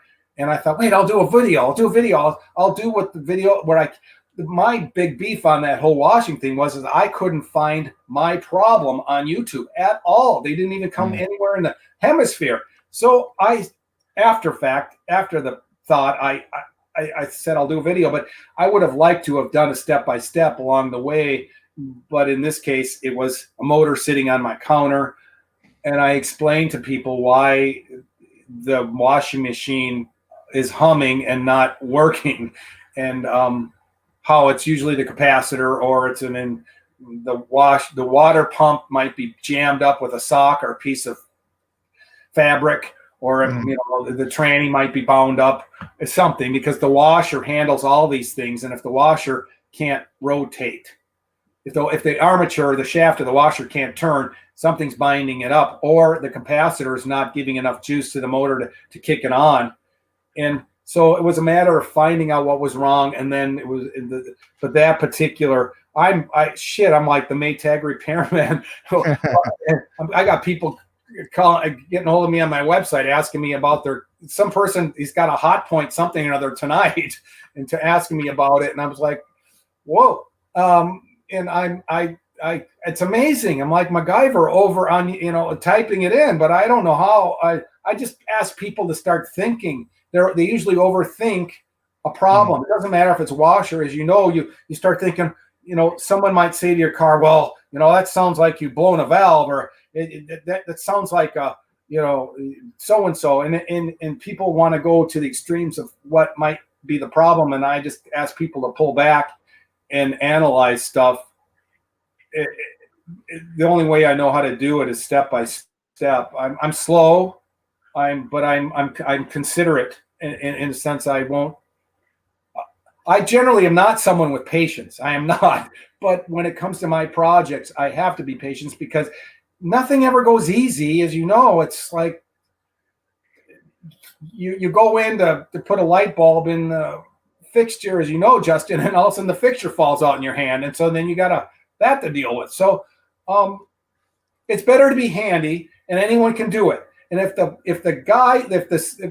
sweaty, greasy guy shows up with a butt crack to change out your garbage disposal, and he's relatively, he's not an intelligent guy by any means, and he's fixing. I figure if he can do it, I can do it, and it doesn't take I know I'm blabbering other than to say anyone can do it. Don't be scared. Save yourself some money. You can do it. You can't make it any worse, and it may just turn out right. And have some tools. If you have some tools, you need, testers. But YouTube, I think, for all of us is probably the bomb, because you can go and say, how do I replace my garbage disposal? How do I, change a gasket in my sink to make it stop dripping? And, or how do I fix my toilet or whatever? But I would say we can all do these things. I appreciate the question, but I drilled down on it so far. I'm in the weeds, but fix it. It doesn't matter. I am kind of getting sick of fixing stuff in a sense that I would like to sub it out. I got a place that's still trashed from a water leak from a water heater blowing, and I feel like hiring Pedro or Jim or somebody just fix it, and I probably do that. I'll just call them in and say, how much, and just do it. I want it done. I want to live good. And so, I agree with that too. If you got the dough, spend it, get it done. If you're trying to pay the rent, fix it. So yeah. Well, I mean, YouTube is really just a treasure. I mean, you can find my water heater went out a couple of weeks ago, and I got the booklet out that came with the daggone thing, and I'm trying to read through it, and this thing reads like, whoever wrote that thing should be, deserves a umbrella shoved through them. So I got on, because I'm thinking like I'm gonna finger around with this thing, and it's gonna blow up in my face and blow up my whole freaking house. I got on YouTube, and it was this little lady goes, you just push this button here, and that resets it, and you hold this in, and there you go. And I was like, okay, and I did it, and it worked, and so there you go. Very good. No, she was, these pilots, a gust of wind, cold night, open up a door and I'll blow it out. But in a general sense, in water heaters, and I won't talk about one for any more than 15 seconds, but in water heaters, if it isn't pilot going out like Justin's, and if it isn't leaking off the bottom, it isn't like rotted out and the tank's is leaking and it's dripping and you got to replace it. Generally, it's either the brain, it's the control box, or it's what they call the thermocoupler. It's what the control box controls the pilot going into it. So it's usually the brain or the thermocoupler if it isn't leaking. So if it isn't a structural problem with leaking, it's an easy fix. You can call an appliance guy, but don't be scared that you'll have to replace. Water heaters are not cheap anymore. They used to be $100, and Justin, this. I mean, out here in LA, they've got extra taxes on this stuff. You can be $600 into a 40-gallon water heater, and then you got to have it installed or install it. So we're crazy, but I mean, and then there's the tankless stuff, but I'm just saying that it's gotten to a place that is so ungodly that you have to, and water heaters are the easiest. If you're going to replace a water heater, it's not hard at all. And I agree, the instructions are hieroglyphics at times, but as it is, you can unstrap, drain that thing off the bottom, get it empty, and haul that fucker out. Get one in a box, and you can put it in, and it is not hard. And get new supply lines going into it, the hot and cold, the flexi. And I'm telling you, you can save a boatload because the cost on one of those to put one in is whoo. Yeah. Yeah. And it's nothing for them. They'll have it in and out in 45 minutes, and they'll make a boatload on you. And I guess that irks me the most. Is like, I just gave up $600 and he was here 42 minutes. Yes. I think that's where I come in on anything. But I appreciate, there's so many guys that are so much smarter. I met so many smart people in my life that just can do everything, or think of engineers and how they design beautiful buildings and stuff. And they know, engineers are so bright. And so I know just enough to get by, but it's worth, it's worth knowing it. So I've posted the invite link in both Twitch and YouTube. So if you guys want to jump on, don't be intimidated by Eric. Don't be intimidated by Ricky. All right. He's in a good mood tonight. Water heaters. I'm on the cusp of being boring. And Eric, this baby is still sounding great. Wow. The bullet. I love that guitar. Yeah. This thing, the neck on it is so. I've got the SG, and I pulled out the SG the other day, and I just started playing it after I've been playing this one for so long, and I just went, the neck just isn't, so I went right back to this one. But yeah, beautiful guitar, sounds fantastic. I can imagine because you have the SG, and I remember I bought an SG made in Korea a couple of years back, and you remember that one. It was kind of a flamey, kind of like this, and it was really pretty, but it had a neck. The neck wasn't for me either. I can't explain it. It was just very thick. The profile of it from the board to the back was very thick and chunky, and it was kind of chunky all the way down, perfect for many, but that neck is more tapered, and it's still wide. It's still the right proper width, but it's thinner profile. Yeah. And I think all necks should really be more style like that. Although some of them like them chunky, but it was the one I had really tiny frets and a chunky neck, and it's like, I would keep this thing because it's so beautiful, but it's not. And Gibsons are the greatest guitars in the world, whether it's Epiphone or Gibson, it doesn't matter. They're what best built. And I'm surprised where I was going is the older SGs, the ones from the past, had a more tapered neck, and they were just better. And I don't know why they're all chunky these days, and it's like, why is this thing a baseball bat? It's Louisville Slugger kind of thing, and it's like, why? My hands aren't enormous, and that slows you down when it's fat and thick from front to back. It'll slow you down. It's just you're kind of working around a log, if you will. Yeah. Well, and I love the lacquer that they used on this one. It's just so smooth, and you get your hands. It's just so quick and easy to play. I don't know. But, that's a rare one. It's got a Telly style neck on a Strat body. It's a little different, but with the humbucker and the dual singles in it, it's nice to have it. They're hard. It's not an easy one to find anymore, but it's a Squire Bullet, but it's from the 80s. So the people that know, it's I think it's a good guitar. And, I was glad that it had such good bones when I got it. It wasn't abused, and I could see it could be something. So good for you. I'm happy. I'm kind of a dick because I sold it to you. I for what I had it for, but thinking about it, I probably should have just given it to you. That would have been a better thing to do. What was I thinking? No, don't worry about that. Don't worry about that. You put work into it, and you straight out of a pawn shop, right? You got to have a pawn shop in LA, right? Pawn shop, gold and silver pawn shop. They really didn't know what it was. Thank God there's still a few of those left. they're pretty savvy these days. They can go on eBay like all of us and jack the price. So, but they didn't care. They were, their thing was gold and silver and jewelry. Yeah. It was down in the South Central, so that's where they trade in all their chains and stuff.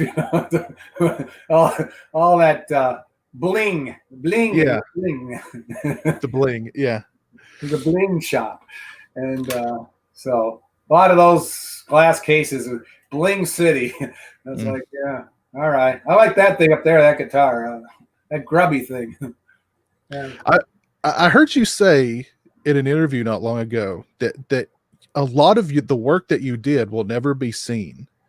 What did you mean by that? What are we talking about here? Just stuff that's been lost to. Yeah. That's a good question. Again, I'll try to be brief. I had a convertible VW. It's from '72. Just got done, new top, everything. God, just $650 for the top. Why I'm saying it is I parked that motherfucker in front of my house. I didn't even think, and I just came back from. I had all my work in the car, meaning all my video cassettes of my work, and I just came back and got it all put onto one cassette or something. It was a matter of consolidating, getting like a reel or something. If a new agent or something wants to see what you've done, and my work, my top got cut open from stem to stern, and they ripped everything off, and my tools too. For some reason, I had all my tools in there, so tools, videotapes. And what I mean by all my work is I had done a lot more things than people know, but I have it, and if I could start thinking about it, but some of it with dialogue, most of it with dialogue, if not all of it, and then some not. And but if you don't, as you know, you really had to catch yourself on television or be able to get a clip of that here or there, and you hold on to it. So I was very fastidious about getting my work. Yeah. And I would do that if I was on a set of a TV show like Divorce Court or something. I'd go to the control room and ask if I could get a copy of it. So that's kind of what I meant by that is things I had done that are lost. And what can you do? So yeah, that's okay. Where how I progressed up the ladder and career wise, but it was something. Everything was a struggle, and so to me, you hope to get a break. Do I have enough? To get you kind of to vault you. What is that? What is that piece of work that'll?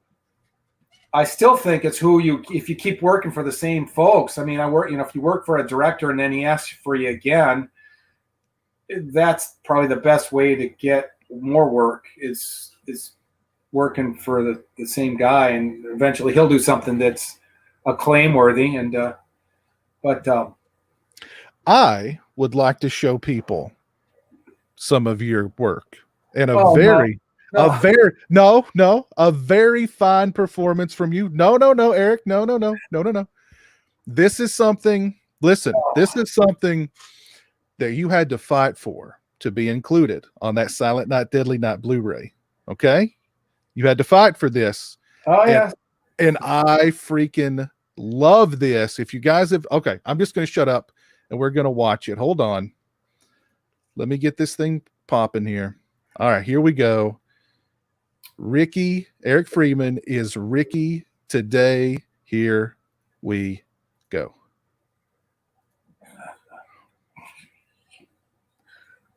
This is so good. So good.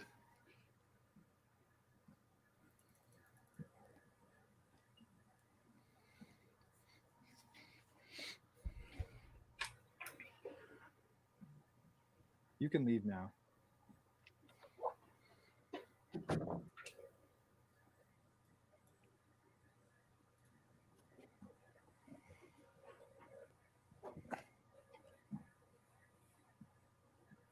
Richard, I'm Dr. McBain. I'm a colleague of the doctor's here at Waverly. I thought we could discuss a few things, including the film you just saw. If you must. I'm writing a paper on the effects of violent films, television, and video games on youth. Did you watch many violent films and much television growing up? Not really. We were too busy getting beaten. Were you subjected to visual violence? Yeah, when we were getting beaten. Look, you eggheads are all the same. You live in a beaver cleaver world, and then you start blaming movies and videotapes and video games. If you just would have had your head kicked in once in a while, you'd have a different take. So it's actual violence? Bingo! Fucking amateur. When did you have your first violent thoughts? Well, probably between the time of having my hand slammed in the door and forcing my finger in a light socket. Let's move on, Richard. Can we? So, how did you like the film about your life? I loved it. That actor that played me in the movie? Eric Freeman? Yeah, great actor. He clearly mastered the art of subtlety. You know, a movie like that, and you could easily start chewing the scenery, but he didn't. It was controlled and understated. What else did you enjoy? I like that blonde he was with. Too bad she did that college boy. No man could take that bridge too far. Was this an accurate portrayal of what happened? Yeah, it was accurate, except for the rampage. In reality, that went on for hours. But, you know, you can't make a 6-hour movie. I never heard about that. Many didn't. Did the doctors here have any reservations about you watching the film? No, I'm not that man anymore. I'm sure you've had time to reflect over the years on what happened that day. The electrocution of Chip, the strangling of your girlfriend, the interaction and death of that security cop, the neighbor setting out the trash, and everyone else you encountered. And of course, Mother Superior and her gruesome demise. Do you have any thoughts or regrets about what happened? Of course I regret what happened.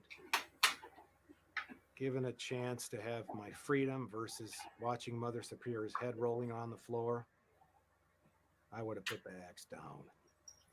It wasn't like the movie. The axe wasn't sharp, and it was tough sledding getting that job done. It was a heinous act, to be sure, but an equally sickening act was the impaling you did earlier. You disemboweled that man and went back to work. Wait a minute. Wait a minute. You don't know dick. Mother Superior knew the owners of the Ritz. She was sending all the orphans over there when they were old enough to go to work. That bitch was getting half of our paychecks. We were kicking back to her. I was just 17.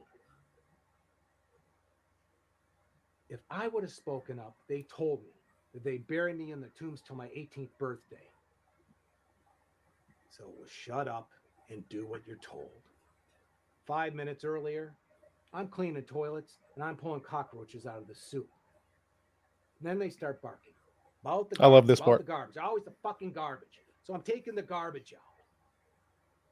And then I see this big bastard beating the hell out of this little guy. Not like in the movie. His teeth are bashed out and there's a trail of blood across the alley. And I just sit back and watch. And that ain't right. There's too many people get away with shit like this. Then that big bastard pulls out a red handkerchief in my fucking face and lips off to me. Well, it was autopilot at that point, Haas. Sick man, my fucking ass. That fucker deserved it.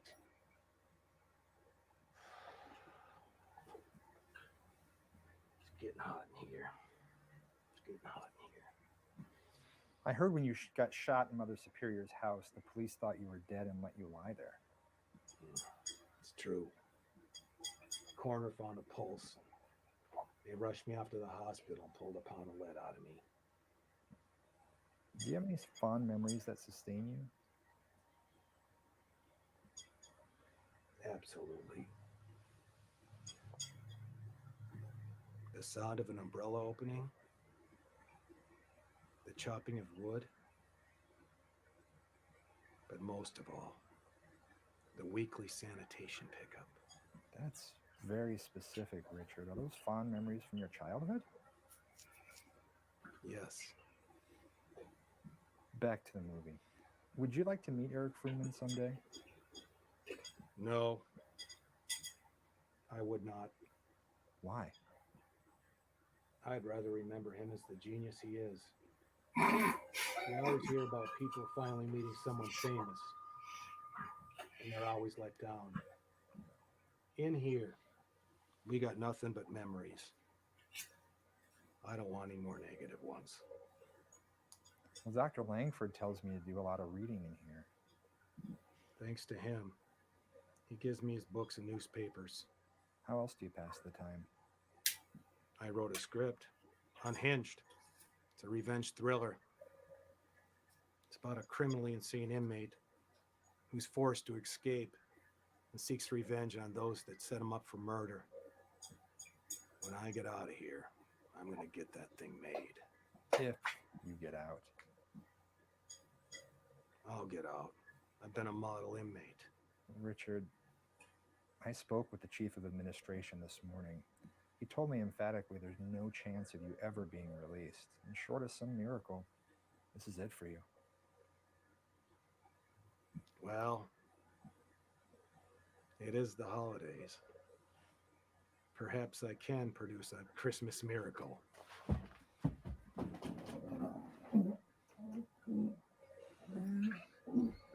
It's garbage day, bitch. There you go. We're done with the interview.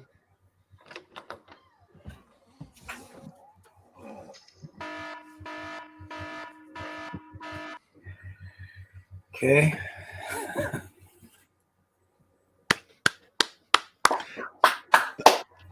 Absolutely fantastic. That was like all in one take. I mean, just oh my god. So freaking good, man. Eric wrote that. And Eric, that was all one take. I mean, good Lord, that was a lot of dialogue for one take. And I mean, the thing about, no, I don't want to meet him. I want to remember him as the genius that he is. I mean, awesome stuff, man. Oh, that is a funny line. Yeah. That is that's fantastic stuff. Thank you, and how silly. I appreciate it. God, we're don't you have somebody important to interview? That I do want to segue that into your script for Unhinged, which we've talked about on the channel before. We're actually going to do a roundtable reading of Unhinged this month on the 16th. On the 16th, yes. And remind us what that channel is. It's called Scripts Gone Wild. It's a guy named Billy Ray Bruton. Billy Ray, I think he lives out here in LA. He's involved in the business, but he's got a channel that he's got his mates, his normal flock of people that read. They generally read scripts that have been, movies that have been done, and read the scripts of these movies. He had called me and asked me if I wanted to do part 2. He had no idea I wrote Unhinged. And I said, well, 2's really, there wasn't a script. It was just, bits and dribs and drabs out of context. I said, I don't know how exciting that would be.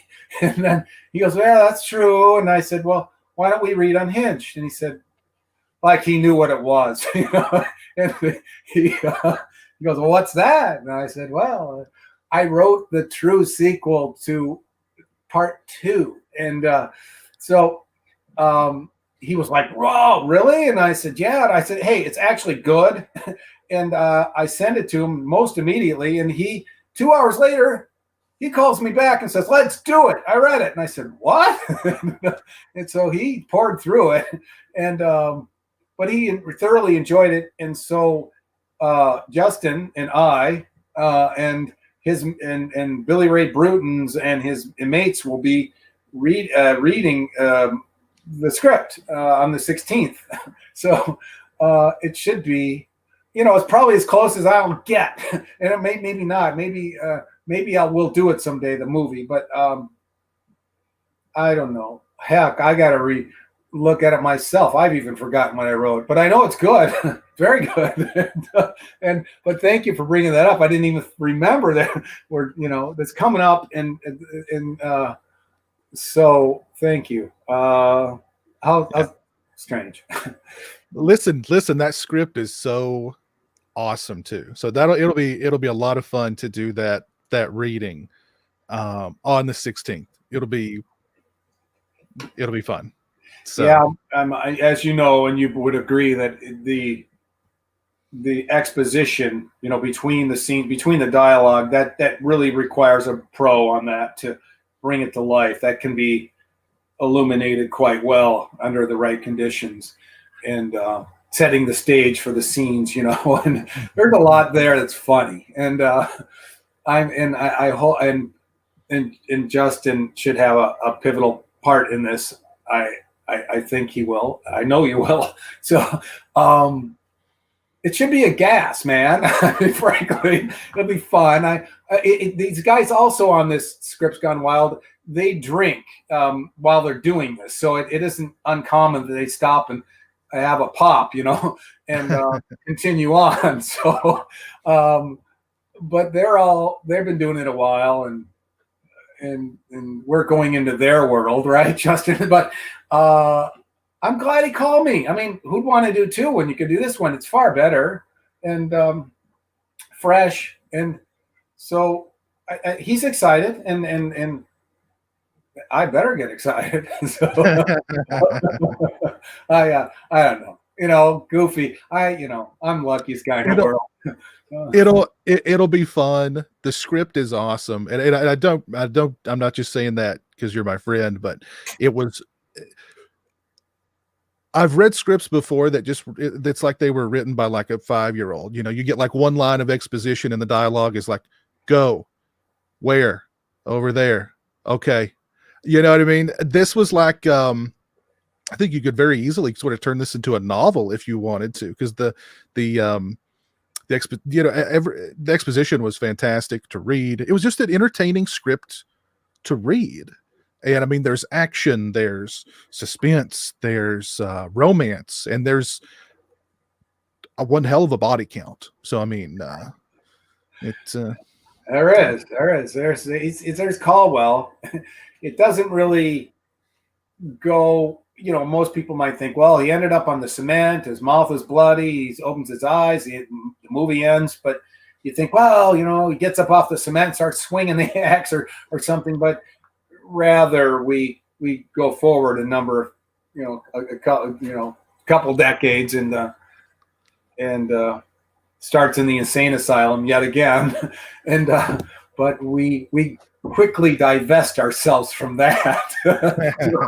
So, didn't want to hang out too long there. I can recognize what people want. I want to keep things moving, and that's what I strove to have a energetic, fast-paced movie and or screenplay anyhow. So I like it. I like what I wrote.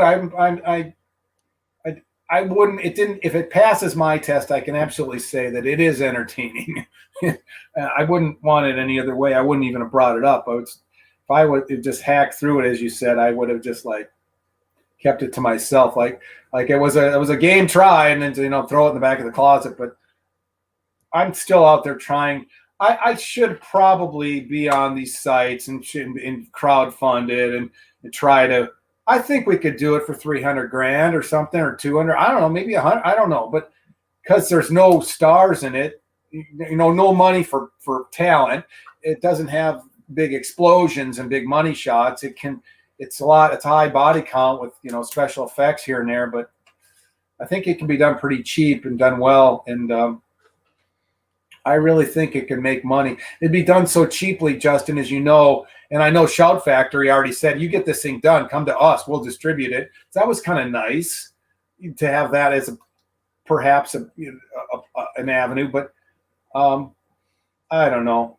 I would like to do it. Sure, I'd like to resurrect Caldwell and give him a good run. 24 people die. That's a good run for sure. Yeah, no, thank you. You're very, very kind. Again, very kind. I didn't even think that we'd get in there, but we do have a lot of people in the chat saying that they would donate to like a Kickstarter or an Indiegogo if you decided to go that route, but we'll see. Yeah, no, that's cool. I always thought, what can I do for them? In the sense of what can I give back? Can I send them something? Can I do that? I just don't want to take people's money. If it never got done, it'd be like, I would feel so incumbent to give it back. I don't want people's money, but you know what I mean? Justin, it's, I'm like that. I don't know. I'm weird, but I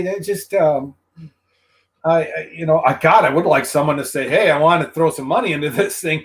And I'd say, you're in this movie. Well, we've got one hell of a director in the chat, Jamie Blanks. Maybe you two need to talk. I don't know.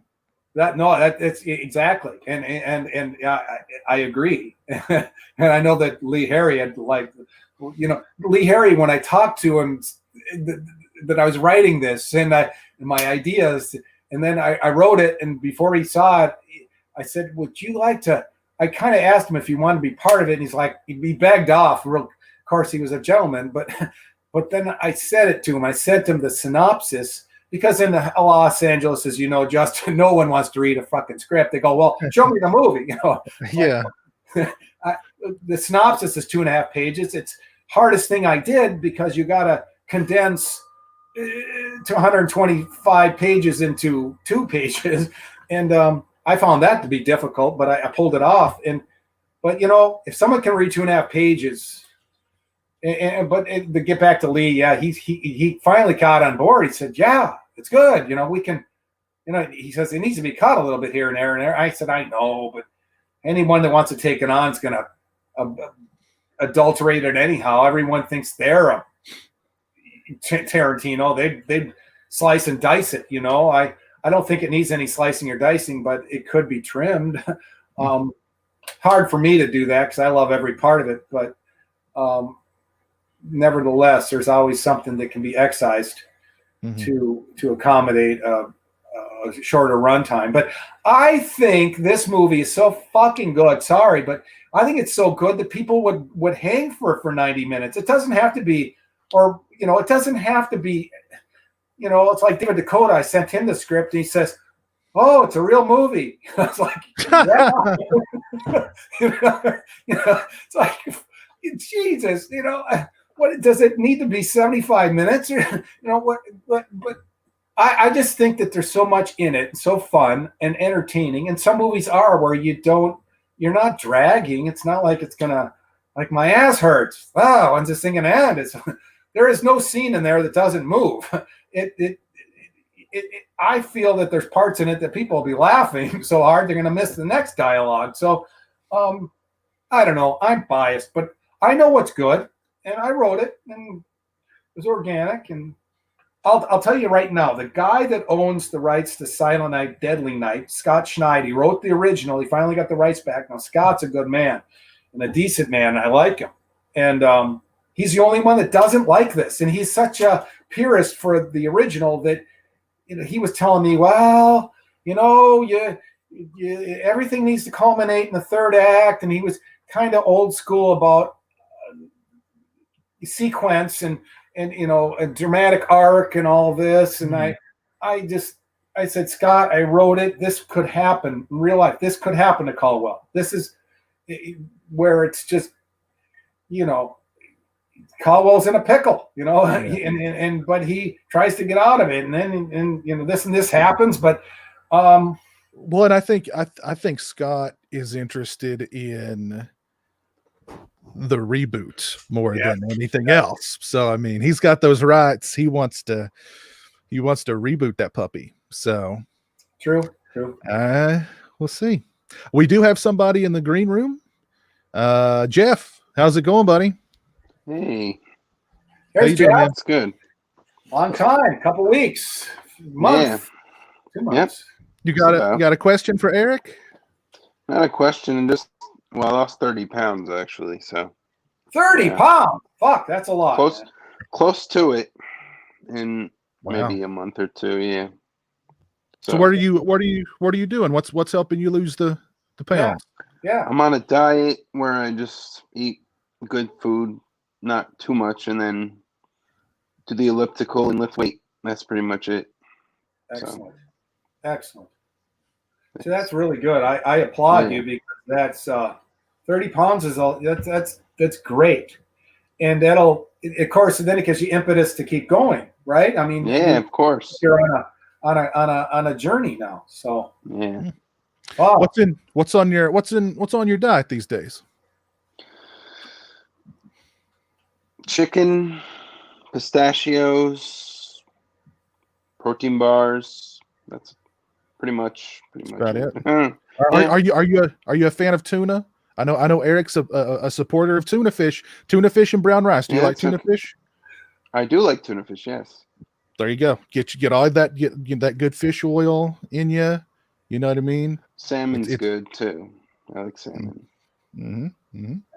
Yeah, very good. You know, I said that last time. I think I was talking about fastest way to lose weight is water, vegetables, and protein. Yes. But the body does need carbohydrates, the glucose. The brain works on glucose, and you do need glucose. You do, but it's just a matter. You just need enough and not too much. And I think you're on the right track, though. I applaud you. That's really good news. And is lifting weights good when you're trying to lose weight? Because I've heard that's kind of counterproductive. Most people, when they're trying to pump iron to gain muscle, they're trying to put on pounds to turn those pounds into muscle. Is that counterproductive, Eric? Well, the counterproductive part of it is depending on how intense you are in lifting weight. As I said, glucose is the key, especially bodybuilding. It's called anaerobic exercise. There's aerobic exercise to running, jogging, elliptical, etc., where it requires oxygen and some glucose. But the domain of bodybuilding it's anaerobic. It requires glucose as a fuel. So, but for someone to lift weights and be dieting, it's not easy. You might be a little bit weaker or a little bit more tired, but if someone wanted to have you're going into workout and you wanted to have some carbs for the day, as for example, and I would say glucose. I don't mean sugar like C&H or something you pour down your, but rather potatoes or rice or yams or sweet potatoes or whatever. But brown rice, I like brown rice. It's not a good bodybuilding fuel. It's not great for glucose, but it's a steady glucose that doesn't rise too high. But I would say glucose is kind of what bodybuilders what you need to really pump them up. You have glucose in your bloodstream. You have 15 to 20 grams of glucose being held in your liver, but if you're not working out too hard, you're doing elliptical and if you're not going crazy and out there doing heavy squats and stuff, I can fully understand. Yeah, and you're doing great then. Then do what you can and add some vegetables into what you got going. But all in all, just keep the forward momentum. You'll have your ups and downs. Clearly, you'll lose a little bit less this week and then a little bit more that week, and you'll know how to modify that. But another really, and I don't mean to get into this to bother, but there is, I used to do this with clients, and there's an amino acid called L-carnitine, L-carnitine, C-A-R-N-I-T-I-N-E. L-carnitine helps burn fat when you're sedentary, sitting down, watching TV. If you can take L-carnitine, it's part of it's called lipotropics, L-I-P-O-T-R-O-P-H-I-C-S. Lipotropics are, it means fat loss. Right. Sorry. So My sister. No. So lipotropics are B vitamins, some and amino acids, but they help L-carnitine is an amino acid that utilizes fatty acids, or it burns fat transports fatty acids to the mitochondria of the cell to be burned. That's what L-carnitine does. It's found in red meat. And I just wanted to say with lipotropics, if you wanted to lose weight on an empty stomach, take L-carnitine and some lipotropics. There's not enough. Usually when you buy lipotropics, there's not enough L-carnitine in there to do the job. So you buy additional L-carnitine and take like a gram of it 2 or 3 times a day. You will find, this is a good secret because I used to do this with my guys years back, but on an empty stomach, if you can take L-carnitine and lipotropics, you're giving all the B vitamins necessary to help utilize the L-carnitine to do its job, meaning burning fat. Plus, the lipotropics are good for your liver, and L-carnitine is very good for mental acuity as well. So, not to be boring, but to say if someone wanted to accelerate the progress you're making, L-carnitine on an empty stomach with lipotropics, and you can go to Swanson Vitamins and look for lipotropics. Swanson Vitamins would have lipotropics and additional L-carnitine, whether it's acetyl L-carnitine, it's acetylized, or just regular L-carnitine. There's not a lot of difference. Okay. Someone might say, but not to bore you, but there's people out there other than you, and you're on the right track. But if you really want to burn fat, do what you're doing. Keep your caloric intake less. You make your expenditure exceed your intake, which you're doing, because that's how you lose weight. Yes. Meaning you're burning more calories than you're taking in. Add carnitine and lipotropics, empty stomach. You can sit on your ass and burn fat, and that's good. It works, and I know it works. I used to have a lot of clients, and my thing was always nutritionally oriented training. I wasn't the best trainer in the gym, but I was the smartest motherfucker outside of the gym. And that's why my guys look great in 90 days, because I can absolutely say that. But my guys look so good in a short amount of time that people came to me. They were real guys in the gym that were there for years. And it's only because I knew what I knew. And because more of it is on what you do outside in the real world as you're doing. How you comport yourself on a day-to-day basis will determine how you look. It's hard. It's hard with all the influences of TV and radio and every burger stand in the world. Just go in your car and you'll find it. It's hard. I'm not saying it isn't, but enough of that. But you're doing great. 30 pounds. Thanks. Keep going. Yeah. L-carnitine and lipotropics, if you have a little bit of money, they're not expensive. Would be additionally helpful, very, very helpful, and it's my little world. I used to do this for a lot of people, and it worked. And I would swear by it. These are all but forgotten. It's like I'm some old man on the hill, but people have forgotten this stuff. And L-carnitine is.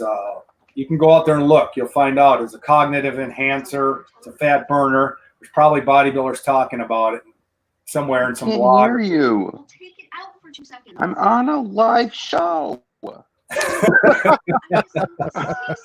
Jeff, laughing. Well, Jeff, go take out the garbage, man. Go take out the freaking garbage, Jeff. Come on, man. Okay. But Jeff, thank you. All right. I think she's really telling him to take out the garbage. But Jeff, thank you for stopping by, and congratulations on your health and fitness journey. Keep at it, my friend. Take care, buddy. I will. Bye. All right. Later. Yeah, that was something, huh? Between my yammering and his mom yammering on what the take out the garbage. Does anybody else want to jump on with a question or anything for Eric? That link's in the chat. Just go ahead and jump right on. Really, the last thing I wanted to ask you is, have you heard from Scott Perlman lately? Do you know what's going on with the Finding Freeman documentary? I do not. It's how very. I was just thinking about him yesterday and today that I should call him, but I'll do that. I'll fill you in, but I don't know. He's newly married. He's got a child. Oh, I imagine that's done him in. Yeah. so that'll do it. That's where a lot of his time is going, I'm sure. And he was, of course, in the business, and the business is dead as a doornail. So sadly, I don't know what his finances are, but that could be a real problem too. I don't know, but I'll look into it because he's a good man, and I don't care if anything comes of that or not. He's just a good guy, but he's so good. He's so knowledgeable in production. I would like to talk to him on Unhinged, just to maybe he could break this thing down and tell me what it feasibly could cost to do. And I know he could do it all. See, he could do it all. And I mean, he, all of it except for the director part of it. But that he's someone to talk to, Justin. You're right. Yeah. So we need to get that Finding Freeman documentary made, because I mean it's still really it kind of blows my mind. To have been kind of part of that thing from mostly from the outside looking in, and how dedicated these people were to tracking you down. And it's so odd too. At the same time, you were just right there in LA the whole time, like right under that's the best place to hide, right under everybody's nose. Yeah. And I wish the old IMDb forum section was still there, because it was fascinating. There were so many people out there trying to find you, calling every Eric Freeman in the book. There were so many narratives of, oh, well, Eric is now a missionary in Zimbabwe, and Eric Freeman was just a stage name. You know what I mean? Eric, he's now a youth minister, or he died, or he's, here and there. It's like there was just so many different, it was like its own unsolved mystery, kind of. It was really fascinating, that whole thing. Yeah. Why did I remember that he's a gigolo in Thailand? I remember that one. But you're funny. You're right. I think it's funny. It's like the James Dean thing. It's like I was more popular dead. So. But yeah, it was really fascinating, because you had there, like I said, there were just all these people out there trying to find you, because they were so compelled by your performance in Silent Night, Deadly Night 2, as I was, to make me be like, okay, well, who is this guy, and what else has he been in? And I'm going to your IMDb page and sort of scrolling through it and scrolling to the bottom, and like, my God, all these people are looking for this guy. Like, what is this? It was really fascinating. And I remember when you were quote unquote found. Somebody posted it on Facebook. You were at that screening with Lee Harry, and it was like it wasn't a great video. Like somebody just shot it on their phone in like the 5th row or something.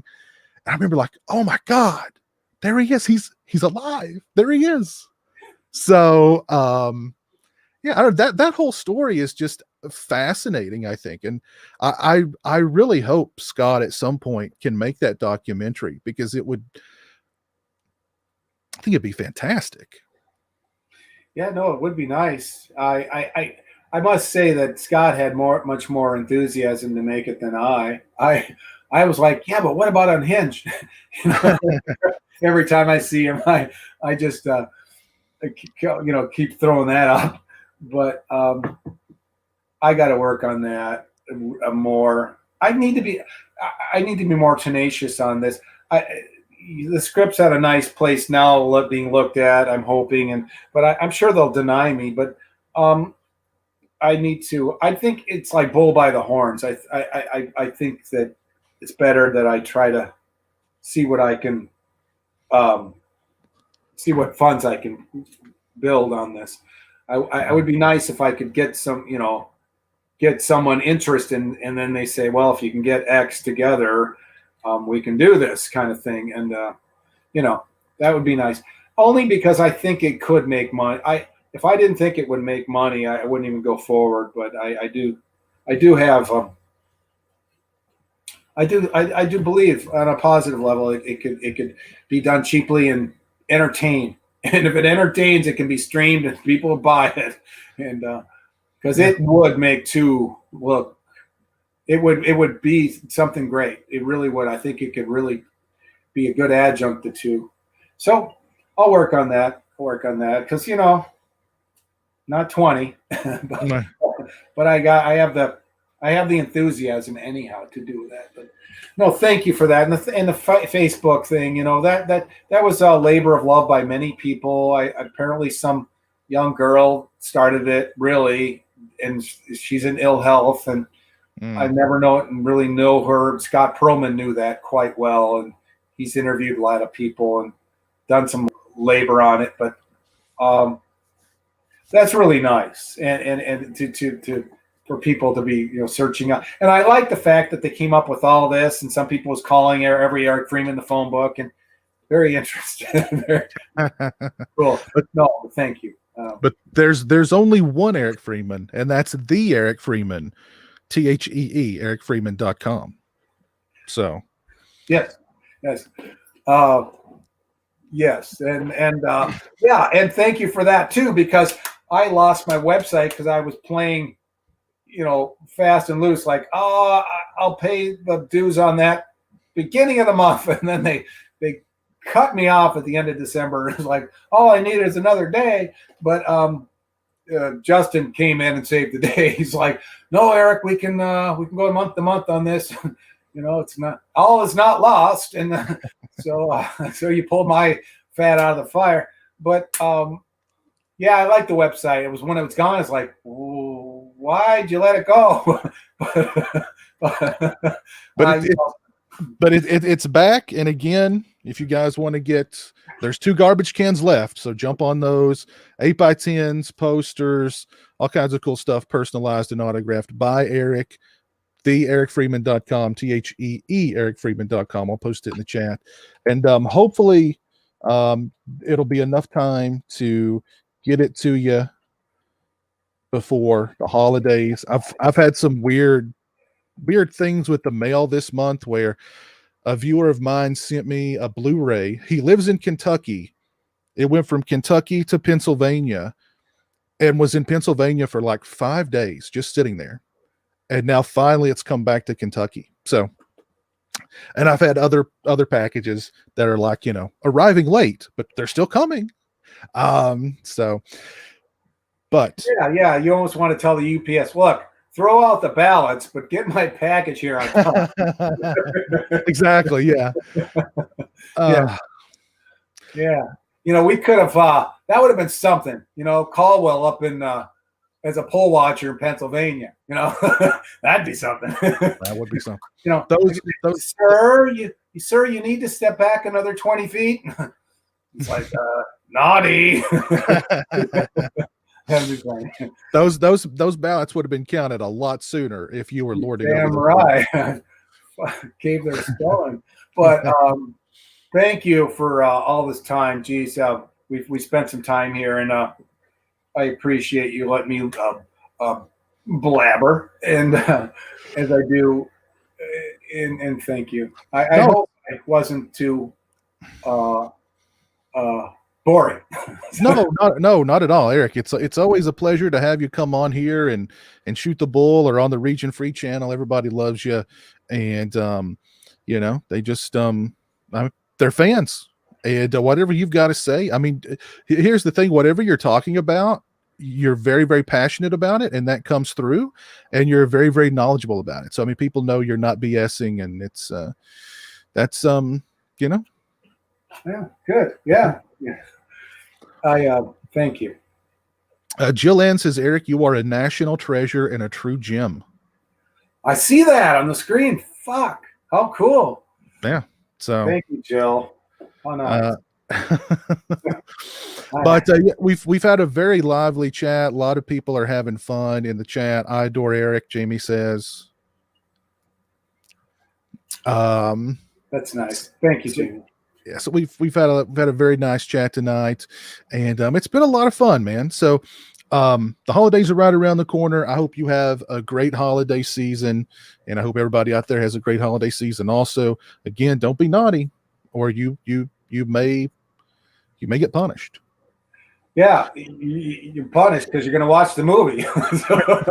Actually, you know what, Eric? There were a couple of ladies in the chat who said they wouldn't mind if you punished them. So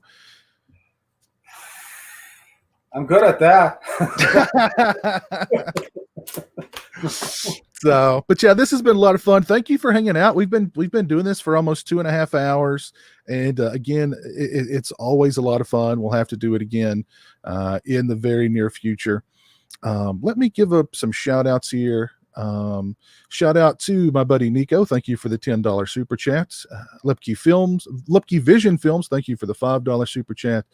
Phantasm 81. Thank you for the 100. I believe that's pesos super chat. Very kind of you. Appreciate that. Let's see who is still with me over on Twitch. We've got Killer Cutie, Uncanny Spirit hanging out over on Twitch. Do you have a personal favorite movie going experience, like from a theater? Any fun times you had in a movie theater while watching a movie? Yeah. Quick story. It's Sweet. kind of crude. Awesome. Go for it. No. I had this roommate named Billy Volmhoff, and he was literally certifiably nuts. I was going to high school. It was those times I was, selling pot to get through it. And I was renting a house with all these roommates, and $350 a month for a house. Billy he liked the practical jokes. We went to a triple X, like a gay porn theater in downtown Minneapolis. And we did this. We went to this old theater, and Billy brought a bottle of Ivory dish soap, and because Ivory dish soap was white, and it was white soap, and we went to this we went to like triple X adult gay porn theater, and it's not for Bill and I, but we went there and we were on the upper balcony, and Billy was waiting for a certain climax of the movie where the guy's ejaculating on the screen, and he's squirting the dish soap off the balcony. I'm sorry, but it was so fucking funny. I nearly died, and he's spurting it here, spurting it there. Oh my God. Yeah, too much, huh? How's that for an experience? That's pretty. I could just. What was it? Was there a full house? I mean, what were people doing? Yeah, it was packed below. There's a bunch of guys, and we don't know what they're doing under the newspapers or their hats or whatever. But Billy had this in his head that he would be, cum shots off the balcony. Oh my God. Yeah. Oh. Yeah. So how better way to end it, right? No better way. I should write a book. No better way to end the stream than that. Oh my God. Let me give some shout outs to the people watching on YouTube. My goodness. Toronto Freddy, Jamie's Heart, Lepke Vision Films, Jill, my buddy Nico, Jason Kep, Zombie 7979, Jeff, don't yell at your sister. Yeah. Just take out the garbage, man. Darren, Johnny, Melancholy, Eric Samuel Perry, Jamie Blanks. Thank you for tuning in, Jamie. Always a pleasure to see you in the chat. Let's see who else was with us tonight. Al Suspiria, Rock Music Forever 90. Hey, Big Al. Hi, Big Al. Big Al. There's Big Al. Yeah. Let's see. We had Dominic in the chat for a while. Derek Gitzel, Kurt 24. Yeah, a lot of people in the chat. Very fun chat, very lively chat. Everybody had a very, very fun time. Stone Gassman, who was here earlier. Nice stream, gents. Hope to see hope to see many of Eric's fans on the 20th. That's right. Just a reminder, on the 20th at 4 p.m., Eric is doing Eric's doing a live with Full Empire Promotions, fullempirepromotions.com. That's going to be a lot of fun. And again, on the 16th, we're doing the read through of Eric's Unhinged script on Scripts Gone Wild, on the Scripts Gone Wild channel. So mark your calendars for that. Eric, thanks again for hanging out with me, man. It was a pleasure as always. You take care. You have a great holiday season. And yeah, same to everybody else out there. Thank you all for tuning in. It was a lot of fun. Eric, if you don't care, hang out for just a minute. I'm going to play an outro. And all right. So you guys have a great rest of the week.